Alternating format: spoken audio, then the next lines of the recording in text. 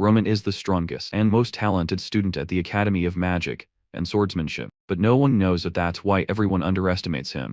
It's the biggest mistake anyone can make when they cross his path and dare to challenge him. The lightest price to pay, an ear at best, but the reason no one knows his true power is a secret. No one in the world could ever imagine. One day God turned against humanity and sent his angels to wipe humans off the face of the earth. When the great battle happened, the angels were defeated, but Ronan, already an adult, was the only one left alive. Even the girl he loved, one of the strongest in the world, died in that war. But even that punishment wasn't enough, because in truth that victory was just an illusion. The real angels were only watching, waiting for the right moment to finish the job. Every sacrifice was pointless. In the end, everyone would lose. Ronan wasn't strong enough to change fate. After all, he never had the proper training. When he was young, he received the final kiss from his beloved and accepted the end. But then something slipped out of control. Instead of dying, Ronan wakes up 10 years in the past, when he was still a poor and powerless boy. This time he has all the knowledge and talent from his previous life, and that no one at the academy or in the entire world has a clue about. That day on the battlefield, the most epic fight humanity had ever witnessed took place. Our protagonist Ronan won, but the rain falling hid his tears, because that victory was far too bitter. The price paid was far too high. Dozens of bodies scattered on the ground belonged to people he knew and respected. Did so many lives really have to be lost? Ronan was still mourning when he heard the voice of one of the angels calling his name. Consumed by rage, he unleashed all his fury, telling that bastard that all the other angels had been defeated or sealed away forever. This is what you get for underestimating humanity. Ronan shouted. He didn't want to show weakness, but the angel knew well many humans had fallen too. Warriors as strong as Ronan no longer existed. So what do you think that matters? You lost to the humans. Ronan snapped back, spitting out his contempt. The angel, who looked more like a demon, laughed. What a shame if those humans hadn't looked down on you back then. If you'd been properly trained, you'd be strong enough to defeat all of us. And don't you regret defending the very people who humiliated you so much? Ronan gave a bitter smile. I know I lived a shitty lie, so shut up and die. He sent the angel back to find God and tell him he had failed. Alone, Ronan walked across the battlefield, staring at the memories that still pulsed in his mind. He couldn't understand how those giants could withstand the attack aura of the greatest warriors in the world. Yet couldn't defend against his sword, even though he couldn't use mana. His sadness was broken by a familiar female voice calling his name. Staggering, Ronan made his way toward the owner of that voice. It was Asura, the beautiful and powerful commander of the humans. Even in that state, he couldn't resist teasing her. For someone in command, you don't look much better than me right now. Asura gave a weak smile and asked if his name was really Ronan. Just a mere corporal in the army, and looking at him he saw he wasn't much better off either. She wanted to know if he, the giant general, was dead. Ronan confirmed. I killed that monster myself. Hearing that, Asura's expression changed. It was like she was holding on just to hear the outcome of that battle. Even in the rain her tears were visible. She thanked Ronan for everything he'd done until now. Speechless, stayed silent for a while, then finally asked, if you're really grateful, could you grant me one last wish? Treat the poor soldiers better from now on. Let them be treated like everyone else. Asura took a deep breath and answered, it would be better if you made that happen yourself, because I don't know if I'll make it out alive. Ronan let out a laugh that nearly took his breath away. Look at us, how come I'm more alive than you right now? Any minute now I'll be dead too. They sat there talking for a long time, until Asura asked what he would do if he survived. Ronan gave a tired smile. There are so many things I'd wanna do, but there's only one thing I can think of now. I'd wanna know what I could have done better in this war. If I'd gone to the academy when I was young. He said that because the giant's words still tormented him, and above all, because it had been his sister's wish to see him at the academy. With a heavy voice, Ronan murmured that soon he'd see his family again. Asura, even exhausted, tried to give him hope, saying he would survive. But before she could finish, the sound of a single raindrop cut through the silence. The heavy rain stopped, then a tremor shook the earth, shattering any last sense of peace they had. Ronan had a bad feeling and quickly understood why. An angel appeared in front of Ronan with so many wings that it looked like some of them might even be sprouting out of his ass. Behind him, a legion formed. Hundreds of angels lined up, as if they'd never even taken part in the previous battle. Exhausted and in disbelief. Where the hell did these bastards come from? Who are these guys? Audition couldn't believe what she was seeing. Weren't those three giants supposed to be the end? I couldn't save this world for the third time. There's only one chance left, but I can't think of a way to do it. Lost in her thoughts, Asura barely noticed when Ronan shouted for his commander. He yelled for her to snap out of it. If she used her telekinesis magic to throw him up high, he could still fight. Adishan had no hope left to fight. Yet there was Ronan ready to face the impossible. Even in this unwinnable situation, he didn't waver for a second.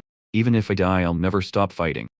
Ronan roared steady. If he was going to die, he'd at least take some of those monsters down with him, to help the next humans who would rise up. Adishan froze. A strange feeling grew inside her. This boy, this man. He was too great to be just another soldier. If it was him, surely he'd be more capable than her of saving this world. Ronan, look at me. For parole, Ronan, he who had fought the most insane war the world had ever seen, felt the greatest rush of adrenaline in his life at that moment when Adishan suddenly kissed him. In the middle of the kiss, something happened through their lips. She passed a glowing blue sphere to him. Maybe it was to trick the giants so they wouldn't notice anything. Ronan had no idea what it was, and we don't know what Adishan whispered in his ear either. And that's something the story won't reveal now. You'll only find out if you watch this video. Until the end, Ronan was completely lost in the moment. Then Adishan simply smiled. If we meet again, you tell me not to do anything stupid and to become just a tailor. Instead, the angel with many wings launched his attack. And that's how the two of them died, or rather how one of the most incredible stories I've ever known began. Ronan woke up, adrenaline pumping, shouting his commander's name. It had all been just a dream, a strange dream he just had. He couldn't believe it was home. Nimbus 10, it was real. He had truly returned to the past, and this was the first day of regression. Sitting under a tree, he thought back on her words. Hissed the object she had given him. It had been a temporal return pill. She had explained it was the very thing that had allowed her to go from being a humble tailor to the great commander she became. She had only been allowed 4 returns. 3 were already used. This was the last, and she had chosen to give it to him. She believed that he might be the one to defeat the giant, that he might be the one to stop the end of the world. She urged him to grow stronger, and she knew that he wanted to. If he truly wished to improve, she said he needed to go to Filian Academy. There they would help him become the man the world needed. He remembered what she said, that they would meet again. She asked him not to do anything foolish and to continue being a tailor. She had done many things, but nothing like this. Now he was throwing the tree frantically, thinking it might be a dream. Even if it was a dream, and he had gone back, what could he do alone? He picked up a stick from the ground, looked at the tree, and said he could. He ran off with that stick, because he wanted to see his older sister. With that stick in hand, he was running through the city. He thought that if he really had gone back, and if he went a little further, he heard some commotion, and looked to see what it was. Bullies were hanging a boy. Seeing that scene, he wondered why they were hanging that child upside down. To think that those guys hadn't changed. He looked closer, and realized that the person wasn't tied up by a rope, but by magic. He thought that a valuable person like that was hard to find on the battlefield. There couldn't be one in a rural town. He was sure they were also there. The girl didn't know how long they would continue doing that. At that bad point, something could happen to that child. The boy hanging upside down in the water shouted at them to let him go. He said he didn't have any money. He mentioned that his mother's medicine that month had been expensive. The guy holding him asked why he was worried about his mother. Since he had little money, the guy didn't like it and slapped his face. The bully turned around and noticed she was powering up her magic. He continued yelling at the boy on the tree, saying that since he didn't know his place, he would take him to the top of the tree. She said he couldn't go any higher because if he made a mistake, it would be bad for him. The man gave him a very unpleasant look and told him to shut up and lift him before he finished him off. She felt sad because she didn't know how she ended up in that situation. She thought it was wrong to trap him with magic. She just wanted to show that she was good at something. She needed to say that she couldn't do it, but she was so scared. But even so, she needed to say it. She caught their attention, saying please, and she asked them to stop.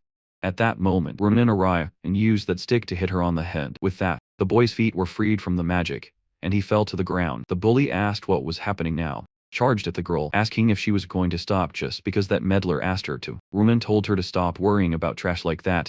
He asked her to speak to him. Looking at him, she was very scared.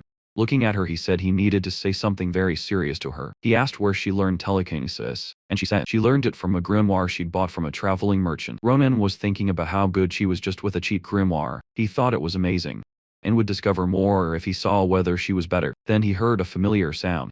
He remembered it was a sword, and the bully asked him how he dared ignore her. The boy charging at Ronan said he would fix his lies. All he could focus on was that the sword was very good, and he wanted to know where she got it. He dodged the attack the boy made, and he kept wondering how he managed to dodge it. Ronan realized that even though his body was younger, he hadn't changed. The instincts were those of a disciplined soldier. His battle senses didn't seem to have changed. The bully asked if he was very lucky, because he would make sure he never lifted anything again in his life. He said that since it had come to that point, he should just kneel down and beg. Since he stood still and said nothing, the bully began to taunt him, saying that if he killed him, he would take good care of his sister. He managed to get his attention when he mentioned his sister. At that moment the boy was blinded by rage and gave him a lesson. That was when the bully lost his ear. He dropped his sword on the ground and brought both hands to his ear, and he kept shouting that his ear was hurting. Ronan didn't like when people made offensive jokes about his sister. He asked the bully if he wanted another lesson. The boy, who was previously subduing the other on the tree, was now on his knees in front of Roman. The other boys in his group couldn't believe Roman had cut off his ear using just a stick. He looked at the group and asked if they were enjoying the show. He told them to leave and take the boy on the ground with them. He also ordered them to leave the money they had stolen, along with an extra amount for ruining his mood. The boys said they would give it back. He handed the money to the boy who had been hanging on the tree earlier. He asked if he was sure about giving him all that money. Roman said that the only thing that mattered to him was the sword. The boy was very grateful. Or maybe not, he just said to go back home. Asura was ashamed of what he had done, so he apologized to both of them. He knew he shouldn't have done that, but he was so scared that he couldn't do anything about it.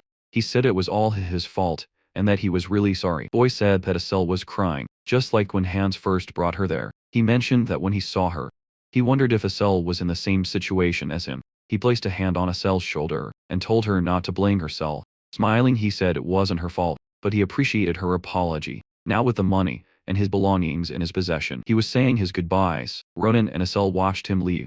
Ronan looked at Asura and realized it wasn't so bad. He asked if he remembered earlier when he said he had something to resolve. He told Asura that they would see each other again in 4 days. He said he had a few things to take care of, and that they would meet again when the light was visible in the sky. He asked Asura if he knew what would happen if he didn't show up. Then he ran off from there. Asura thought he was acting stranger than usual.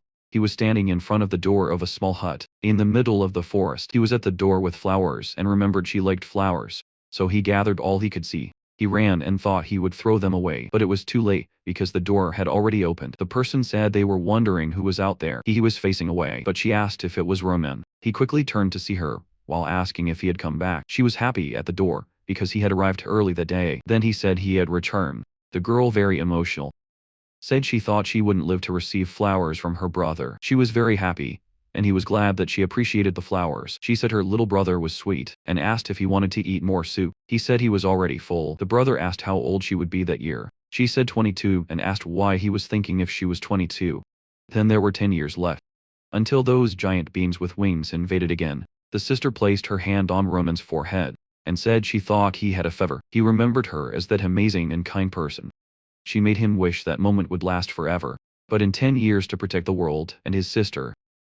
He told her he had something to say. He was thinking about entering the academy. That took her by surprise. Then she got very emotional and happy. She wanted to ask if she hadn't heard wrong, if he really wanted to go to the academy. She ran off and said there was no time for that. Gathering a few things, she knew this day would come.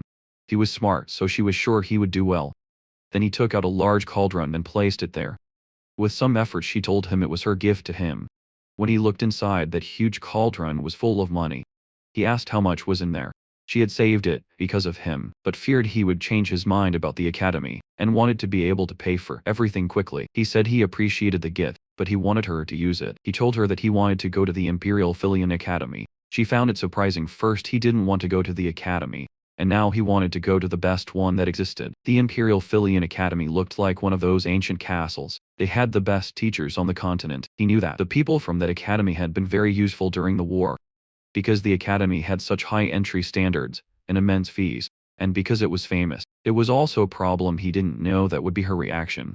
His sister became even happier. All he had to do was show good results to her. Roman was at the designated place waiting for Asura. She said she only came because he wouldn't leave her alone. If she didn't, he said, it would be a long night, because there was something he would like to test with her. Asura asked what he was talking about, and he replied that it was nothing too serious. He asked her to use telekinesis on him to lift him as high as she could. She thought it was strange to use telekinesis out of nowhere like that. Then she asked him why he thought she would do something so dangerous. He told her he wouldn't die, so she shouldn't be afraid. Asura warned him she was going to start.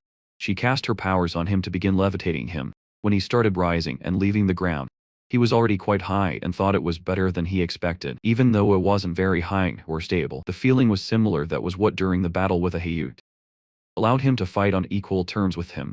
It was telekinesis. Telekinesis was a rare ability, even among mages who were already rare in that place. Ronan knew Asel would become the most important element in the battle that was to come. Asel was having difficulty continuing. She asked if she could bring him down now, but he wanted to stay a bit longer. He said he would come down on his own. Asel wanted to know what he meant by that. Ronan gripped the sword tightly, and seemed to be cutting something in the wind, and that's how he came down on his own, cutting through the mana. When asked what he had just done, he replied it was nothing, just an acrobatic move he had learned. He said to let it go, as he didn't know what was happening either. One of the things he thought he needed to do was figure out what that ability was. Yes. Before finding out why only his sword worked against the giants. That could be the reason. He could think about it slowly. There was something he preferred to do anyway. Asel had passed the test. That could be the first page of Ronan's biography. The greatest storybook in the Empire. Asel and Ronan were walking down a path in the forest. He asked Ronan if he heard correctly, if he really wanted them to go to Filion Academy. Ronan told him he understood correctly, and he didn't know why. He kept asking. He asked what he was thinking. Asel didn't want to go. Asel replied that she understood why Ronan wanted to go. He had talent in martial arts, but she couldn't do anything. Asel said she was a coward and shy. Ronan asked if she wanted to continue living like that. He said she was wasting her innate talent with those bastards. Ronan didn't think she had any particularly bad traits. She was just timid and cowardly. She was a crybaby who cried over anything, a loser afraid of everything. Ronan also said it was fine, because she could change from that moment on. Seriously said that whatever was done from then on couldn't be changed, and one day she would regret it, just like Ronan regretted it. Once he placed his hand on her shoulder, and asked what she thought, and if she had changed her mind. Asel could hardly believe that Ronan was worried about someone like her. Ronan said he wouldn't force her to do anything since it was her life, so she could go back if she wanted. He turned his back and said he was busy. Asel told him to wait, that she wanted to change too. Ronan was pleased when he saw that she would go to the academy, and that he would teach her what she needed to learn. He said it was the first time she acted maturely, and that she was the first obstacle of the new Asel. Everything was going according to Ronan's plan. Asel had wide eyes staring at a campfire. They were observing from behind a bush. When Asel timidly asked if that was her obstacle, Ronan warned that it was the best opponent he had found to bring out her ability. It was a Luna goblin, and that one was the leader. He was very satisfied and asked Asel if she was enjoying it. Ronan, looking at her, asked if they should start now. It was a lunar goblin, a type of goblin that usually appeared in that area. Most people could differentiate common goblins by their yellowish color and misshapen bodies. In fact, the only trait of the lunar goblins was that they were obsessed with treasures. They liked to ambush merchants and steal their treasures. They would gather everything they stole in one place, and there they would hold the moon festival. On a full moon night, like tonight. Asola understood the reason they were there that day. Ronan said they were going to steal all their treasures today. He had already heard about something like that, about goblins who guarded their treasures in one area, and held festivals. Asola asked how Ronan knew that, and he replied that he had his own methods. Suddenly pulled Asel closer, and said that he could use telekinesis to move all their treasure into that bag. He said it was simple, but Asel didn't seem to think so.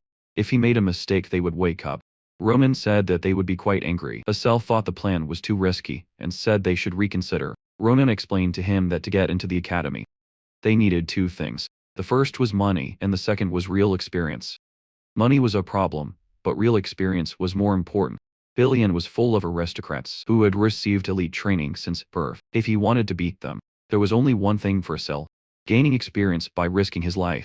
Ronan said those guys were the perfect enemies, and they would gain both money and experience. He asked if Asel had a better idea.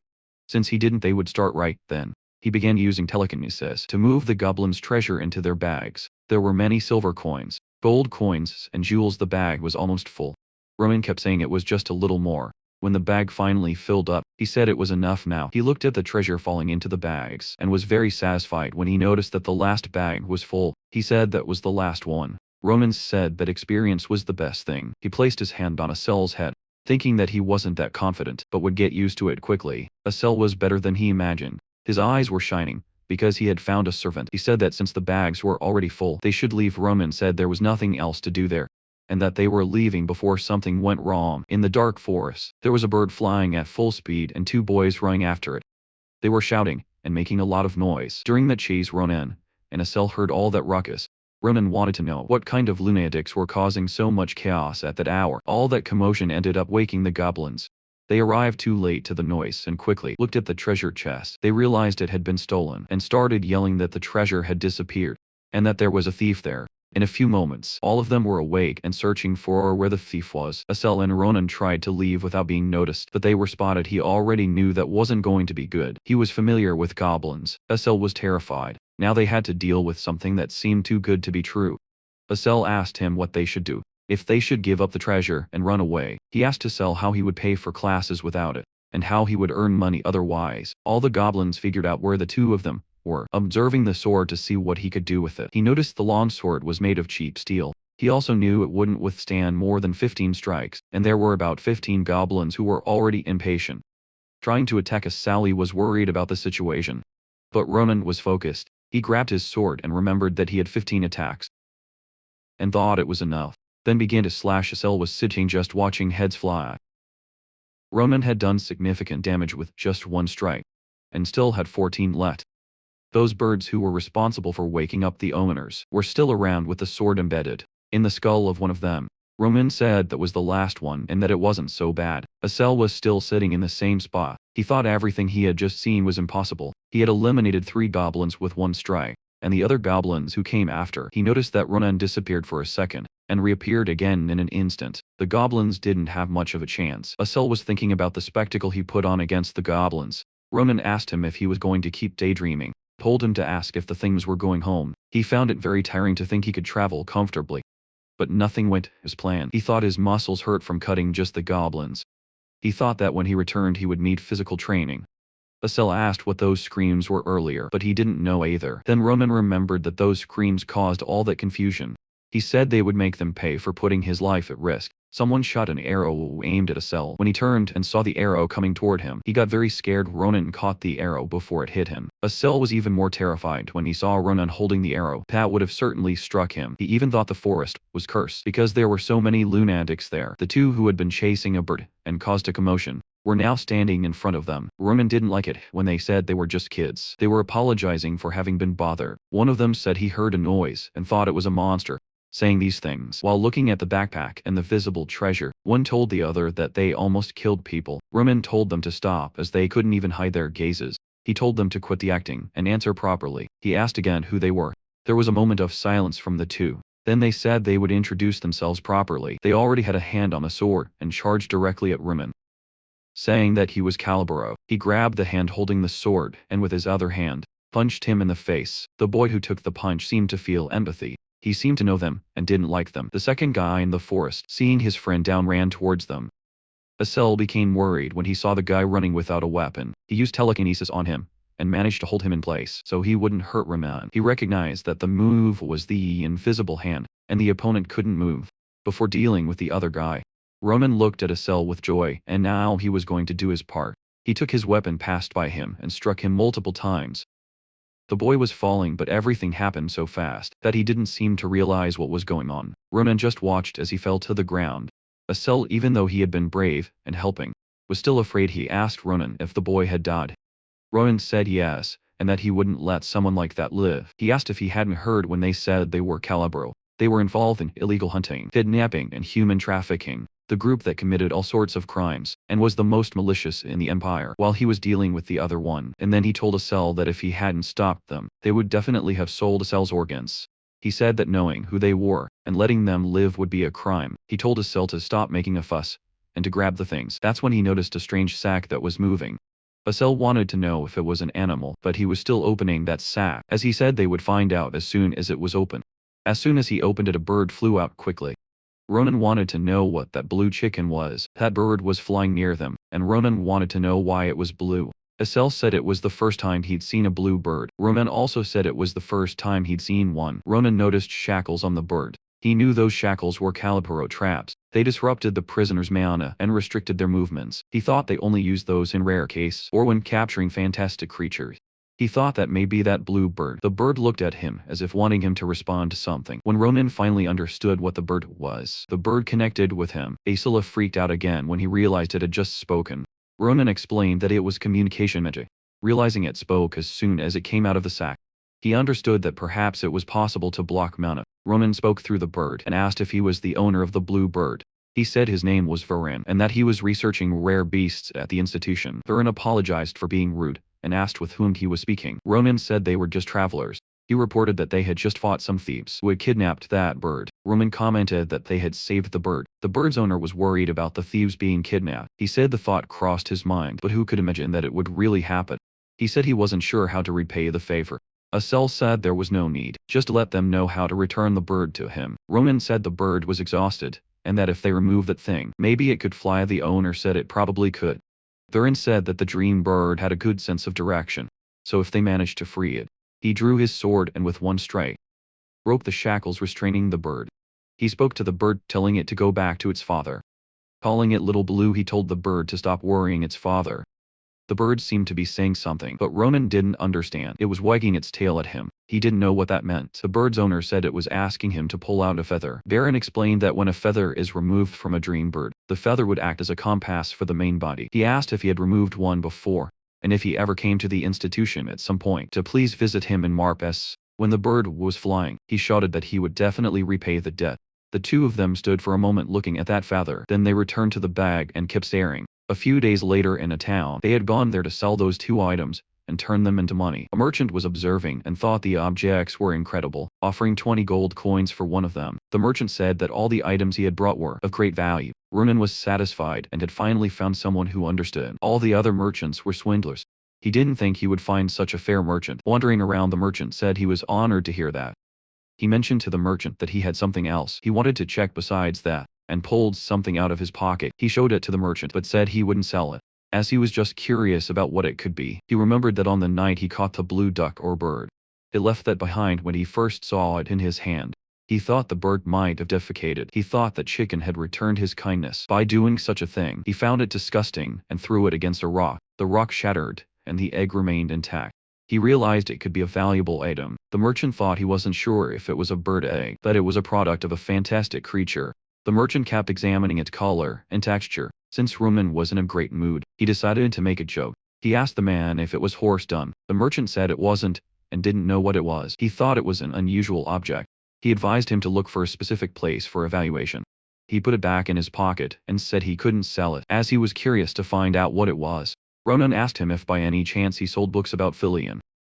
He explained that they were planning to take the entrance exam to the academy, but he knew very little. The merchant said his daughter was also going to take the entrance exam and was sure she could help him. She arrived and asked her father who they were. The merchant told Ronan that she was his only daughter, Maria. When he heard the name, he thought it sounded familiar. When he looked and saw it was a girl, he was surprised. The father said they were important people who had just made a deal with him. She called the two of them children, and the father asked her to mind her manners when speaking. The merchant apologized to him for his daughter being so sharp-tongued.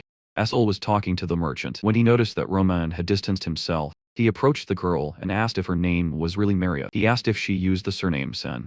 She replied yes and wanted to know how he had that information. He thought it strange because she really looked like someone he knew. He called her closer to ask another question. Ronan wanted to know if she was really a girl or if she was a boy. She looked at him incredulously, not believing he was asking such a question. She was puzzled, not understanding why he was asking her that. Then she said that no matter how much she looked, he couldn't figure out what he was thinking. So he looked at that merchant and thought that old man must have another child he didn't know about. The girl told him to shut up, called him crazy, and slapped him. When he received that slap, he found that sensation familiar. He knew it was him, the friend from his past life. Count Maria as Andrew Ronan remembered that back when he was a soldier in a place called Armarlin, Maria was in charge of supplies. He had great ethics and was an easygoing personality. He made friends with everyone. He didn't like some of the topics that men love to talk about, and he had a strange habit of slapping others. He always wanted to know why, but since Maria had died before, he was grinning even after being slapped. Never thought he would find the answer there. He discovered that Count Maria was a girl. She noticed he was still smiling, so she was about to slap him again. He didn't like that and flicked her forehead. He told her she was getting full of herself just because he let her hit him earlier. He said he only let her hit him because he made a mistake. He asked if hitting twice would count and head-butted his chin.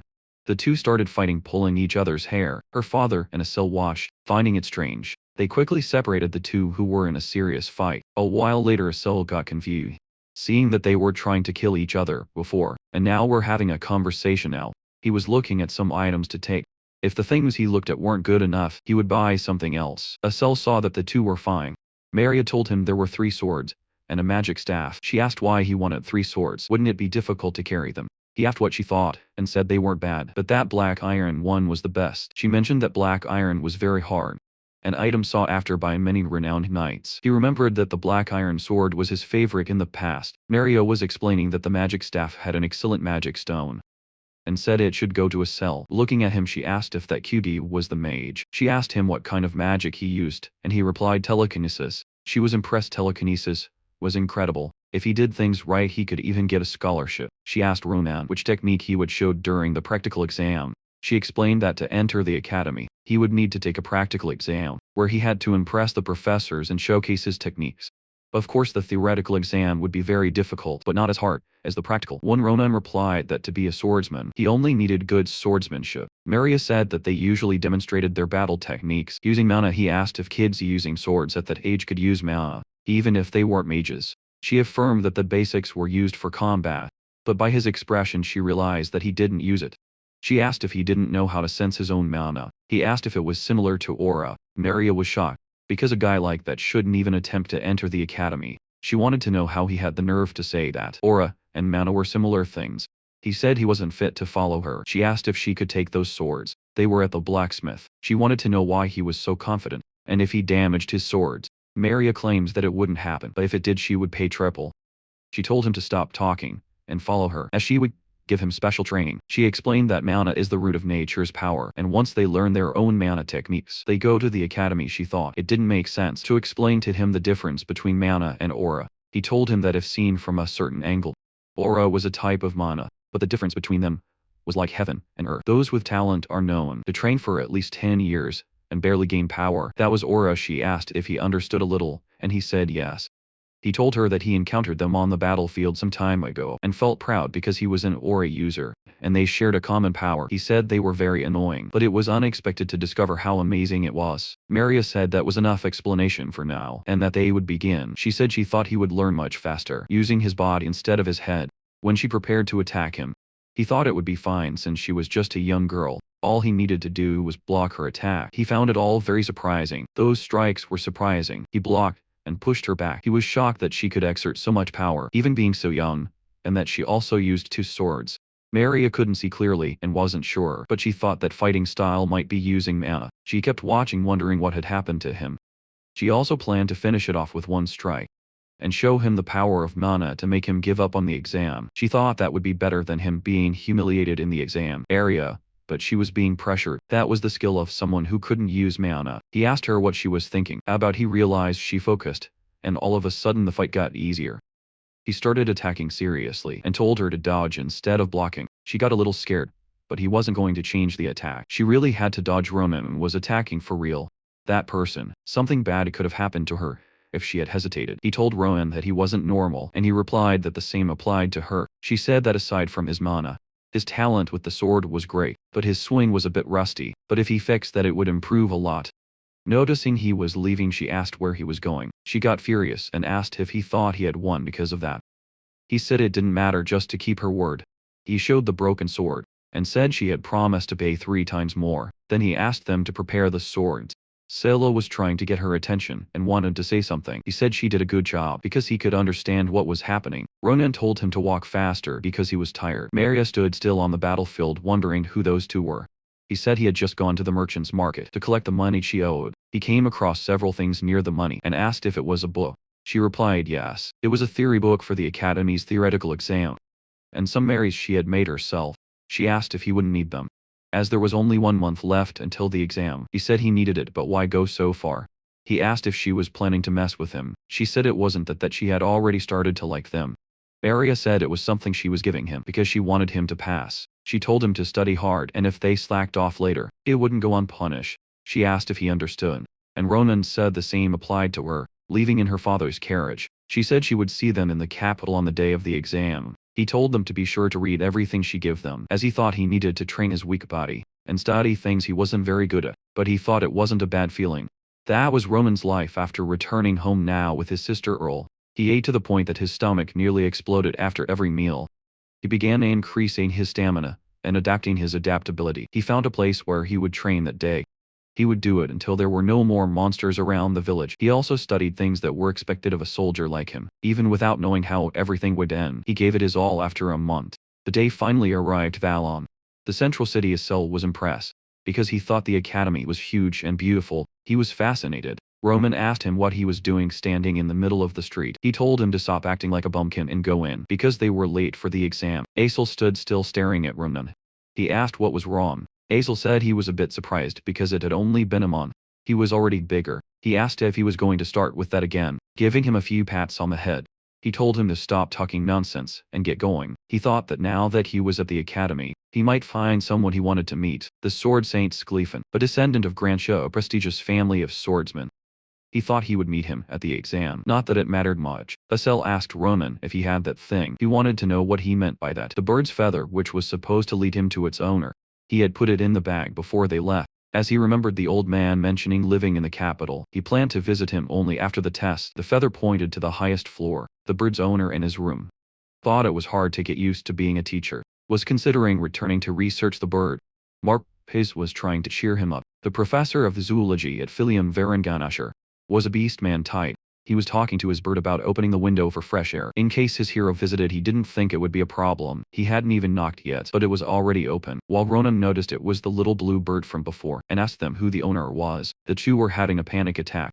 The professor was startled, and asked who he was and how he got there. Asel was tired, as that was one of the highest floors. Ronan told him he got scared thinking he was going to fall. Varan got angry thinking they had come after his bird. But he calmed down when he saw Marpes' feather in Ronan's hand. It took a while to connect the dots, but he understood they were the heroes. The professor apologized and Ronan said it was fine. No need to apologize. He said that if he wanted to blame someone, he could blame Asel. He was the one who climbed the stairs. Ronan covered his mouth and asked him to stay quiet. Ronan said the most unexpected thing was that a lion, which was a rare type of beastman, was the owner of that bird. Baron was also surprised because he thought the heroes were just applicants. It was a pity if he had known this earlier. He would have prepared a recommendation, but now in the afternoon the exam was already set for that day. She said she needed to ask something and didn't have much time. He showed that stone and asked what it was, as the blue one had left it behind. The professor said that it was a dream bird's egg. Marpes had given birth and knew what surprising thing had come in peace and laid an egg. He said it wasn't just any egg, it was a dream bird's egg. But he had no idea what would come out of that egg. He said that if it was a dream egg, another dream bird would come out of it. The professor explained that the dream's compass was different. Everything depended on the environment around and the mana. He said that if they analyzed the mana coming from the egg, it wouldn't be impossible to predict what would appear. But that egg had an infinity of manas. It looked like molten metal, as if it had been altered. But he couldn't say for sure what would come out or didn't think. He was placing too much meaning on just an egg. The professor asked the bird where he had given it to lay an egg like that. He commented that he had never seen such a cheeky bird. The professor wanted to make a request to Ronan. He asked if he minded taking care of the egg.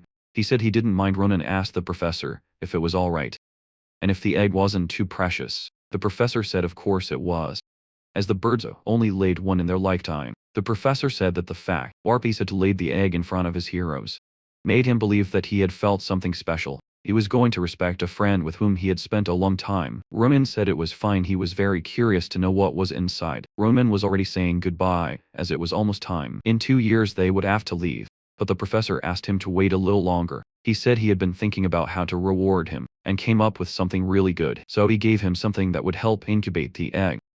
Sometime later in the practical test hall, in the waiting area for martial artists, it was announced that the exam for Candidate 111 was over. Candidate 102 was called, and the test was about to begin. Ronan would be next. He thought they were making him wait too long. He asked what Maria thought, and she said it was like this in every test. He asked why she was dressed like that. Wasn't it uncomfortable? She told him to be careful about it, because the academy was private for nobles. She said they could become valuable clients later, so it was necessary to make a good impression. She was missing a cell. But the mage test was held elsewhere. It was announced that the exam for Candidate 1 to 12 was over, and that Candidate 1 to 13 should enter please.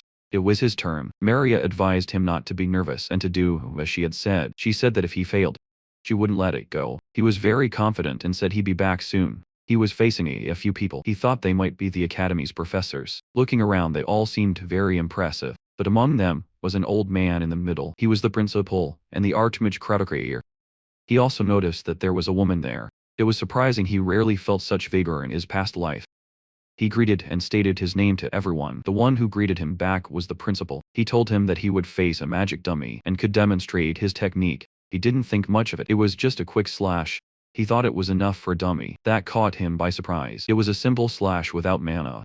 Two professors were commenting that the boy was judging the dummies just by their appearance. The dummy was a highly valuable magical engineering product.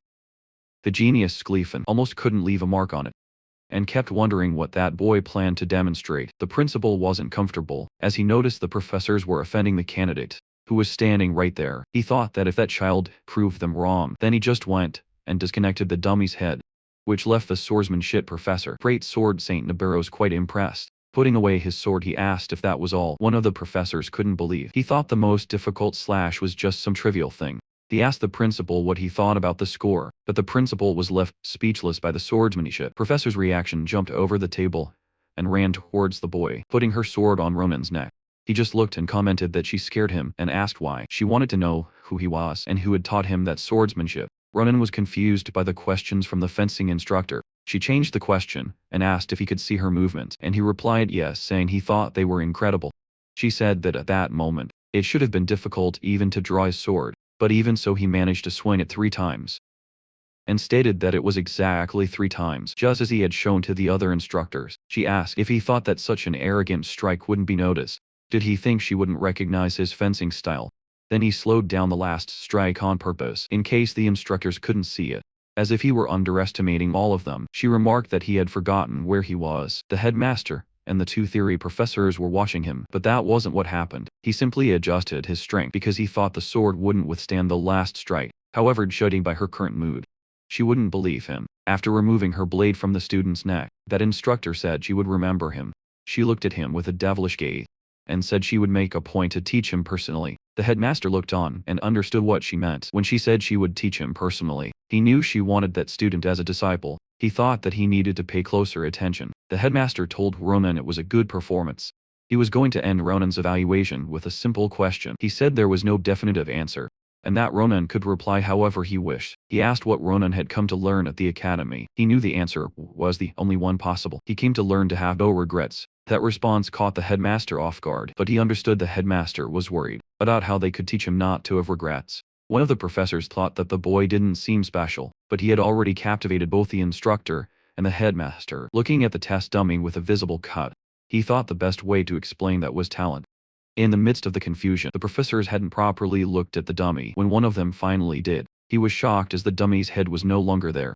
Thinking of that woman with the sword, he believed that not even he in his prime would have been able to defeat her. He thought he had already faced enough challenges, but after meeting her he realized he still had a long way to go. Now he was convinced that the commander was right to send him to the academy, and he thought Ronan could learn many things. There was only the written test left, and he had memorized a lot over the past months, so he thought it would be easy. After taking the written test, he realized it wasn't as easy as he had expected. He thought it was difficult for him, but then again his whole life had been that way. Naria was angry, talking to Asel, because he had only answered half of the test. He gathered the things he needed to study, reviewed them, and then completely forgot. Asel believed it was his fault for not remembering to remind Ronan. Naria told him to relax because the practical test carried more weight, and with his skills she was certain he did well. The students started to stir because the results had finally been posted. A massive board appeared through magic, displaying the names of those who qualified. Asel asked if that was the list of those who passed. Asel's result: he placed 12th in the practical magic test, and 1st in the theory test. Beria placed 9th in both the practical and the theory tests. She looked at Asel, and the two jumped with joy because they had passed. Maria was praising him for placing 1st in the theory test. He and 2 other people had ranked among the best. Maria was very happy for him. Maria asked Ronan what his ranking was. He seemed a bit down and said he knew he wouldn't be there. He thought someone like him couldn't possibly enter the academy. She got angry at him, asked if he was joking, told him to look closely, and widened her eyes. A light descended from the sky and formed a small explosion. Maria explained that it was the final result of the entrance exams for the top candidates in each department. The one making the announcement was a glorious phoenix that seemed to be heading toward Ronan. It exploded a message in the air, stating that Ronan was 1st in the tactical test of the martial arts department, and almost last in the theoretical. The 3 of them were a bit shocked by that, but then the other 2 began hugging and squeezing Ronan. For someone who placed almost last in the theory, he was the top candidate in the martial arts department. Maria was pleased because she knew he was a genius, when she thought that if he ranked 1st, then that person must have lost to him with her personality. It wouldn't be possible for her to stay quiet. Someone was watching him and thought he was strange. Then a young man approached him and asked if he was the one who ranked 1st in the practical test, And that's how he met the Sword Saint Skleefin. For the first time now he was face to face with the Sword Saint. People around were commenting that they didn't expect to see the Empire's rising star there. Maria told Ronan that guy seemed to want to talk to him, and she thought it would be annoying if he kept acting like that before he couldn't see anyone with better swordsmanship than his. It was an overwhelming spirit. Ronan would do his best to avoid that situation. So he said he had no idea what was going on. That response didn't seem to please the guy talking to him. He asked why Ronan was lying. Ronan asked what he meant and if he had any proof. If he didn't stop picking a fight and continued attacking, the young man said that if he wanted proof, he would show him, unsheathed his sword and charged at him. Maria and Isil got worried. He asked if that was enough because if he hadn't been the one who ranked first, he wouldn't have been able to react to that. People around got excited, thinking it was a duel. He asked Ronan to show him the skills that defeated his opponent. Ronan wanted to avoid it, but if that's what he wanted, then he would show him. He sent a power attack straight at him, which the young man managed to block. Ronan asked if that was enough. If he was satisfied, he replied that his score made sense. He decided something he had a good technique. He said that as expected it wasn't enough to defeat him. Ronan wanted to avoid the confrontation at any cost. But the Sword Saint wanted to see what he was hiding. The Sword Saint still wasn't satisfied. He couldn't accept that Ronan realized that he was trying to kill him, which is why he didn't want to meet him. He knew that if it continued, he would start using aura, and that would be bad. A storm created by a single slash. An overwhelming aura called the Storm Sword. He knew he couldn't handle that, so he turned around and ran. His opponent said he couldn't turn his back during a fight. He was going to swing his sword at Asel's neck. The opponent was still chasing him, but when he saw what he had done, he stopped immediately. Asel, scared, asked Ronan what he was doing. The Sword Saint didn't like at all what he was doing. He called him a coward for using a girl as a shield. Asel shouted that he was a man, but it was just as Ronan thought. He hadn't changed, not even when he was about to die. He knew he would continue to uphold chivalry, and he took advantage of that, punching him in the face. He grabbed Maria and Asel and ran away from there. The people around had already called the guards to stop that commotion. When they arrived, they saw Lord Skleefin who asked what was happening and who had dared to do that to him. He asked them to speak to him informally, as he wasn't the son of a ducal family there. He was just a regular applicant without status. Then he said they didn't need to worry because it was just a fair fight, that he would handle it himself. Looking at his sword, he noticed it had cracked. It was made of high-level mithril. He had thought Ronan's skills were nothing special, didn't expect him to cause such damage to a sword like that. He said he would remember that name. The next day, outside the capital in the forest, the two of them were walking and looking at the map. Ronan swore it was around there. Asel asked if they really could have done that. He was talking about the fight from the previous day. He had heard that guy was the heir of the ducal family. Ronan told him not to worry because that guy was a good person and was just crazy when it came to swords. He was a model for his position and someone who protected the weak. He said Asel should have said that what happened was just a fair duel, because if it wasn't, they would have been arrested by now.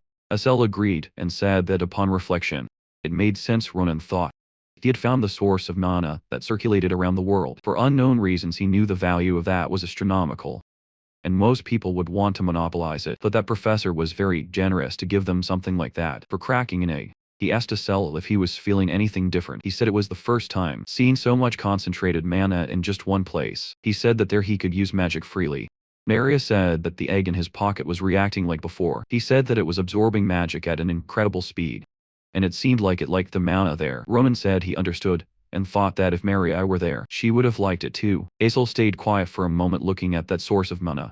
Then he asked Ronan if he thought it seemed strange, because the professor had said that there was a lot of mana there, and that various mystical species lived and nested in the area. That meant that even ordinary animals in that place found it very appealing. He concluded by asking, why couldn't they hear any animal noises? It was only then that Ronan realized he had been too complacent. Things were going to get complicated again, because that happened everywhere he went. He asked Asel to be ready, because he was sensing a strong smell of blood. Asel felt a bit uncomfortable when he heard Ronan say he could smell a strong scent of blood. Ronan also said that some were already there before them. Of course, as a visitor, he meant invaders, and those people began shooting arrows in their direction. Ronan quickly drew his sword to defend himself from the arrows. Seeing the arrows, he was sure they were the same as the ones used in the squad camp. He remembered someone bragging about how good those arrows were. They could blow the heads off most orcs. After spending a long time showing off those arrows, the person asked the captain if he would like some too. For someone who was caught using them while hunting, how did he dare talk about anything? But the guy kept saying that the person who used them over 100 times had been successful in hunting, and was an elite member of his organization. Calabra's hunting dog. Ronan remembered thinking it was him again, giving himself the name of hunting dog. He told Usul to hide, and be careful not to become an easy target. Then he dashed off saying he was going to take care of something. They realized that person was on the move. They saw that he would take on all that mess with a single slash, as all the arrows contained mana. He zigzagged through the trees until he reached them. The leader ordered them to spread out and target him. Roman thought the decision-making was very quick. Maybe they were different from the ones he encountered in the forest. He also realized that this wouldn't be good, so he shouted for them to stop attacking, and asked if they didn't recognize their own allies. He asked if they had never heard of him. He was the new hunting dog of the Damasahayut lineage. Everyone around him started asking if he was really a hunting dog. They didn't believe that a child like him could be a hunting dog. Ronan said that if they didn't believe it, they could ask the wolf of the lineage, and he would give them a small warning. Assuming that others couldn't do what they couldn't themselves was a terrible habit, and he called them dogs. He said there was nothing more pathetic than that. Grabbing the leader's shirt, he said that child was humiliating him, and asked if he wanted his arms cut off. Another member asked him to calm down. He shouldn't doubt him just because he was a child. He said Ronan seemed to understand how things work, and spoke knowledgeably about Calabro's system, which only they knew. He said he would confirm with the captain, because if Ronan wasn't lying, they could be in trouble with the Damas lineage. Later someone was approaching, and said he had already told them to stay quiet. He asked what was going on. The one arriving was the captain, the wolf of the Dimithvium pack. One of them explained to the captain that the child was claiming to be part of their group. Ronan looked at the situation, and thought that the fact that the wolf was there could only mean that they were all in the same place. The captain asked the boy if he was a Hute from the Damas lineage, and he said yes. Then the captain found it odd, and asked what he was doing there, considering that part of the mountain was theirs. Smiling, Ronan said he didn't know, since he wasn't the Ahute. He drew his sword and started slicing. He had only used the first name, and it was his head. It was the best name to use when pretending to be an illegal hunter. He advanced towards the captain and killed him. Then he told the guy who had been causing trouble with him earlier that he had already warned him he would regret it afterward. He cut off a few fingers from one hand. The guy crouched and screamed in pain. Ronan threw a leaf at him, and told him that if he didn't want to die, he should get up and take it and start writing the location of all the lineages he knew. Ronan's sword got closer and he asked what the problem was. Didn't he want to? If he didn't want to, then there was no need to keep him alive. The young man said he would do anything he wanted, but he had nothing to draw with. Ronan said he had already made pens for him. He told him to use his right hand, the one from which he had already removed the fingers. Ronan looked at that sheet and said his drawings were good. He said that young man was very talented. Then the man asked if he would spare him as promised. Ronan put a hand in his pocket and said, of course. He emphasized, and after that said that of course he wouldn't keep him alive. They had already walked a certain distance when Asel felt tired. Ronan asked him to stop exaggerating, since he had already asked him to get prepared. Asel said it was a bit too much. Asel wanted to know if all of that was really Calabro's work. Ronan had already warned that letting them live was a crime. He added that Asel shouldn't worry, because they were wanted criminals who needed to be eliminated. They suddenly noticed something that made them both widen their eyes. The drops of blood from the slain animals were rising and forming a larger particle, and that particle was massive and took the shape of a giant wave. Even without knowing what it was, Ronan was about to draw his sword. However, the egg started reacting and came out of his pocket. It went to the center of where that giant wave was and began to absorb everything. Asela was worried and asked what was happening. Ronan told him not to ask him. One thing he knew: whatever was inside that egg wasn't something ordinary. The egg absorbed every last drop of that giant wave. Asel, concerned, asked Ronan if it was over. He said it seemed so, but he didn't think much had changed. However, the egg started to crack. It levitated, and several cracks appeared on it. Asel seemed worried about what would come out of it. Ronan was happy that it finally hatched. A big hole had already formed in the egg, and he wanted to know what was inside. The creature inside the egg came out quickly and bumped right into his nose. There was no time to see what it was. He noticed it had wings. It could be a dream bird. Although Ronan observed it closely, he couldn't tell if it could be a bird. Asel said it looked like a dragon. He said it was very similar to what they had seen in the book, remembering the form of that beautiful little blue bird. He didn't know where it had absorbed mana to turn into something that strange, caressing the creature that came out of the egg. He said at least it was cute, but he got angry at it, saying that its welcome was a bit too much a punch. Straight like that. That little thing made a seal and threw it at the boy. He realized that the wounds were gone. Asel noticed that it could use healing magic. Ronan was pleased because that little creature had more abilities than it seemed. Asel told Ronan that they could give it a name and couldn't keep calling it a dream bird. While he was still thinking, believing no name would suit it, the little animal seemed to hear something that caught its attention. It went towards the sky and took off. Asel wanted to know where it went like that. Out of nowhere, Ronan said it seemed like it sensed a presence. There was a wanderer from the Demir branch running around there. He didn't know what was going on, had just gone out for a moment to run an errand, and when he returned everyone was down.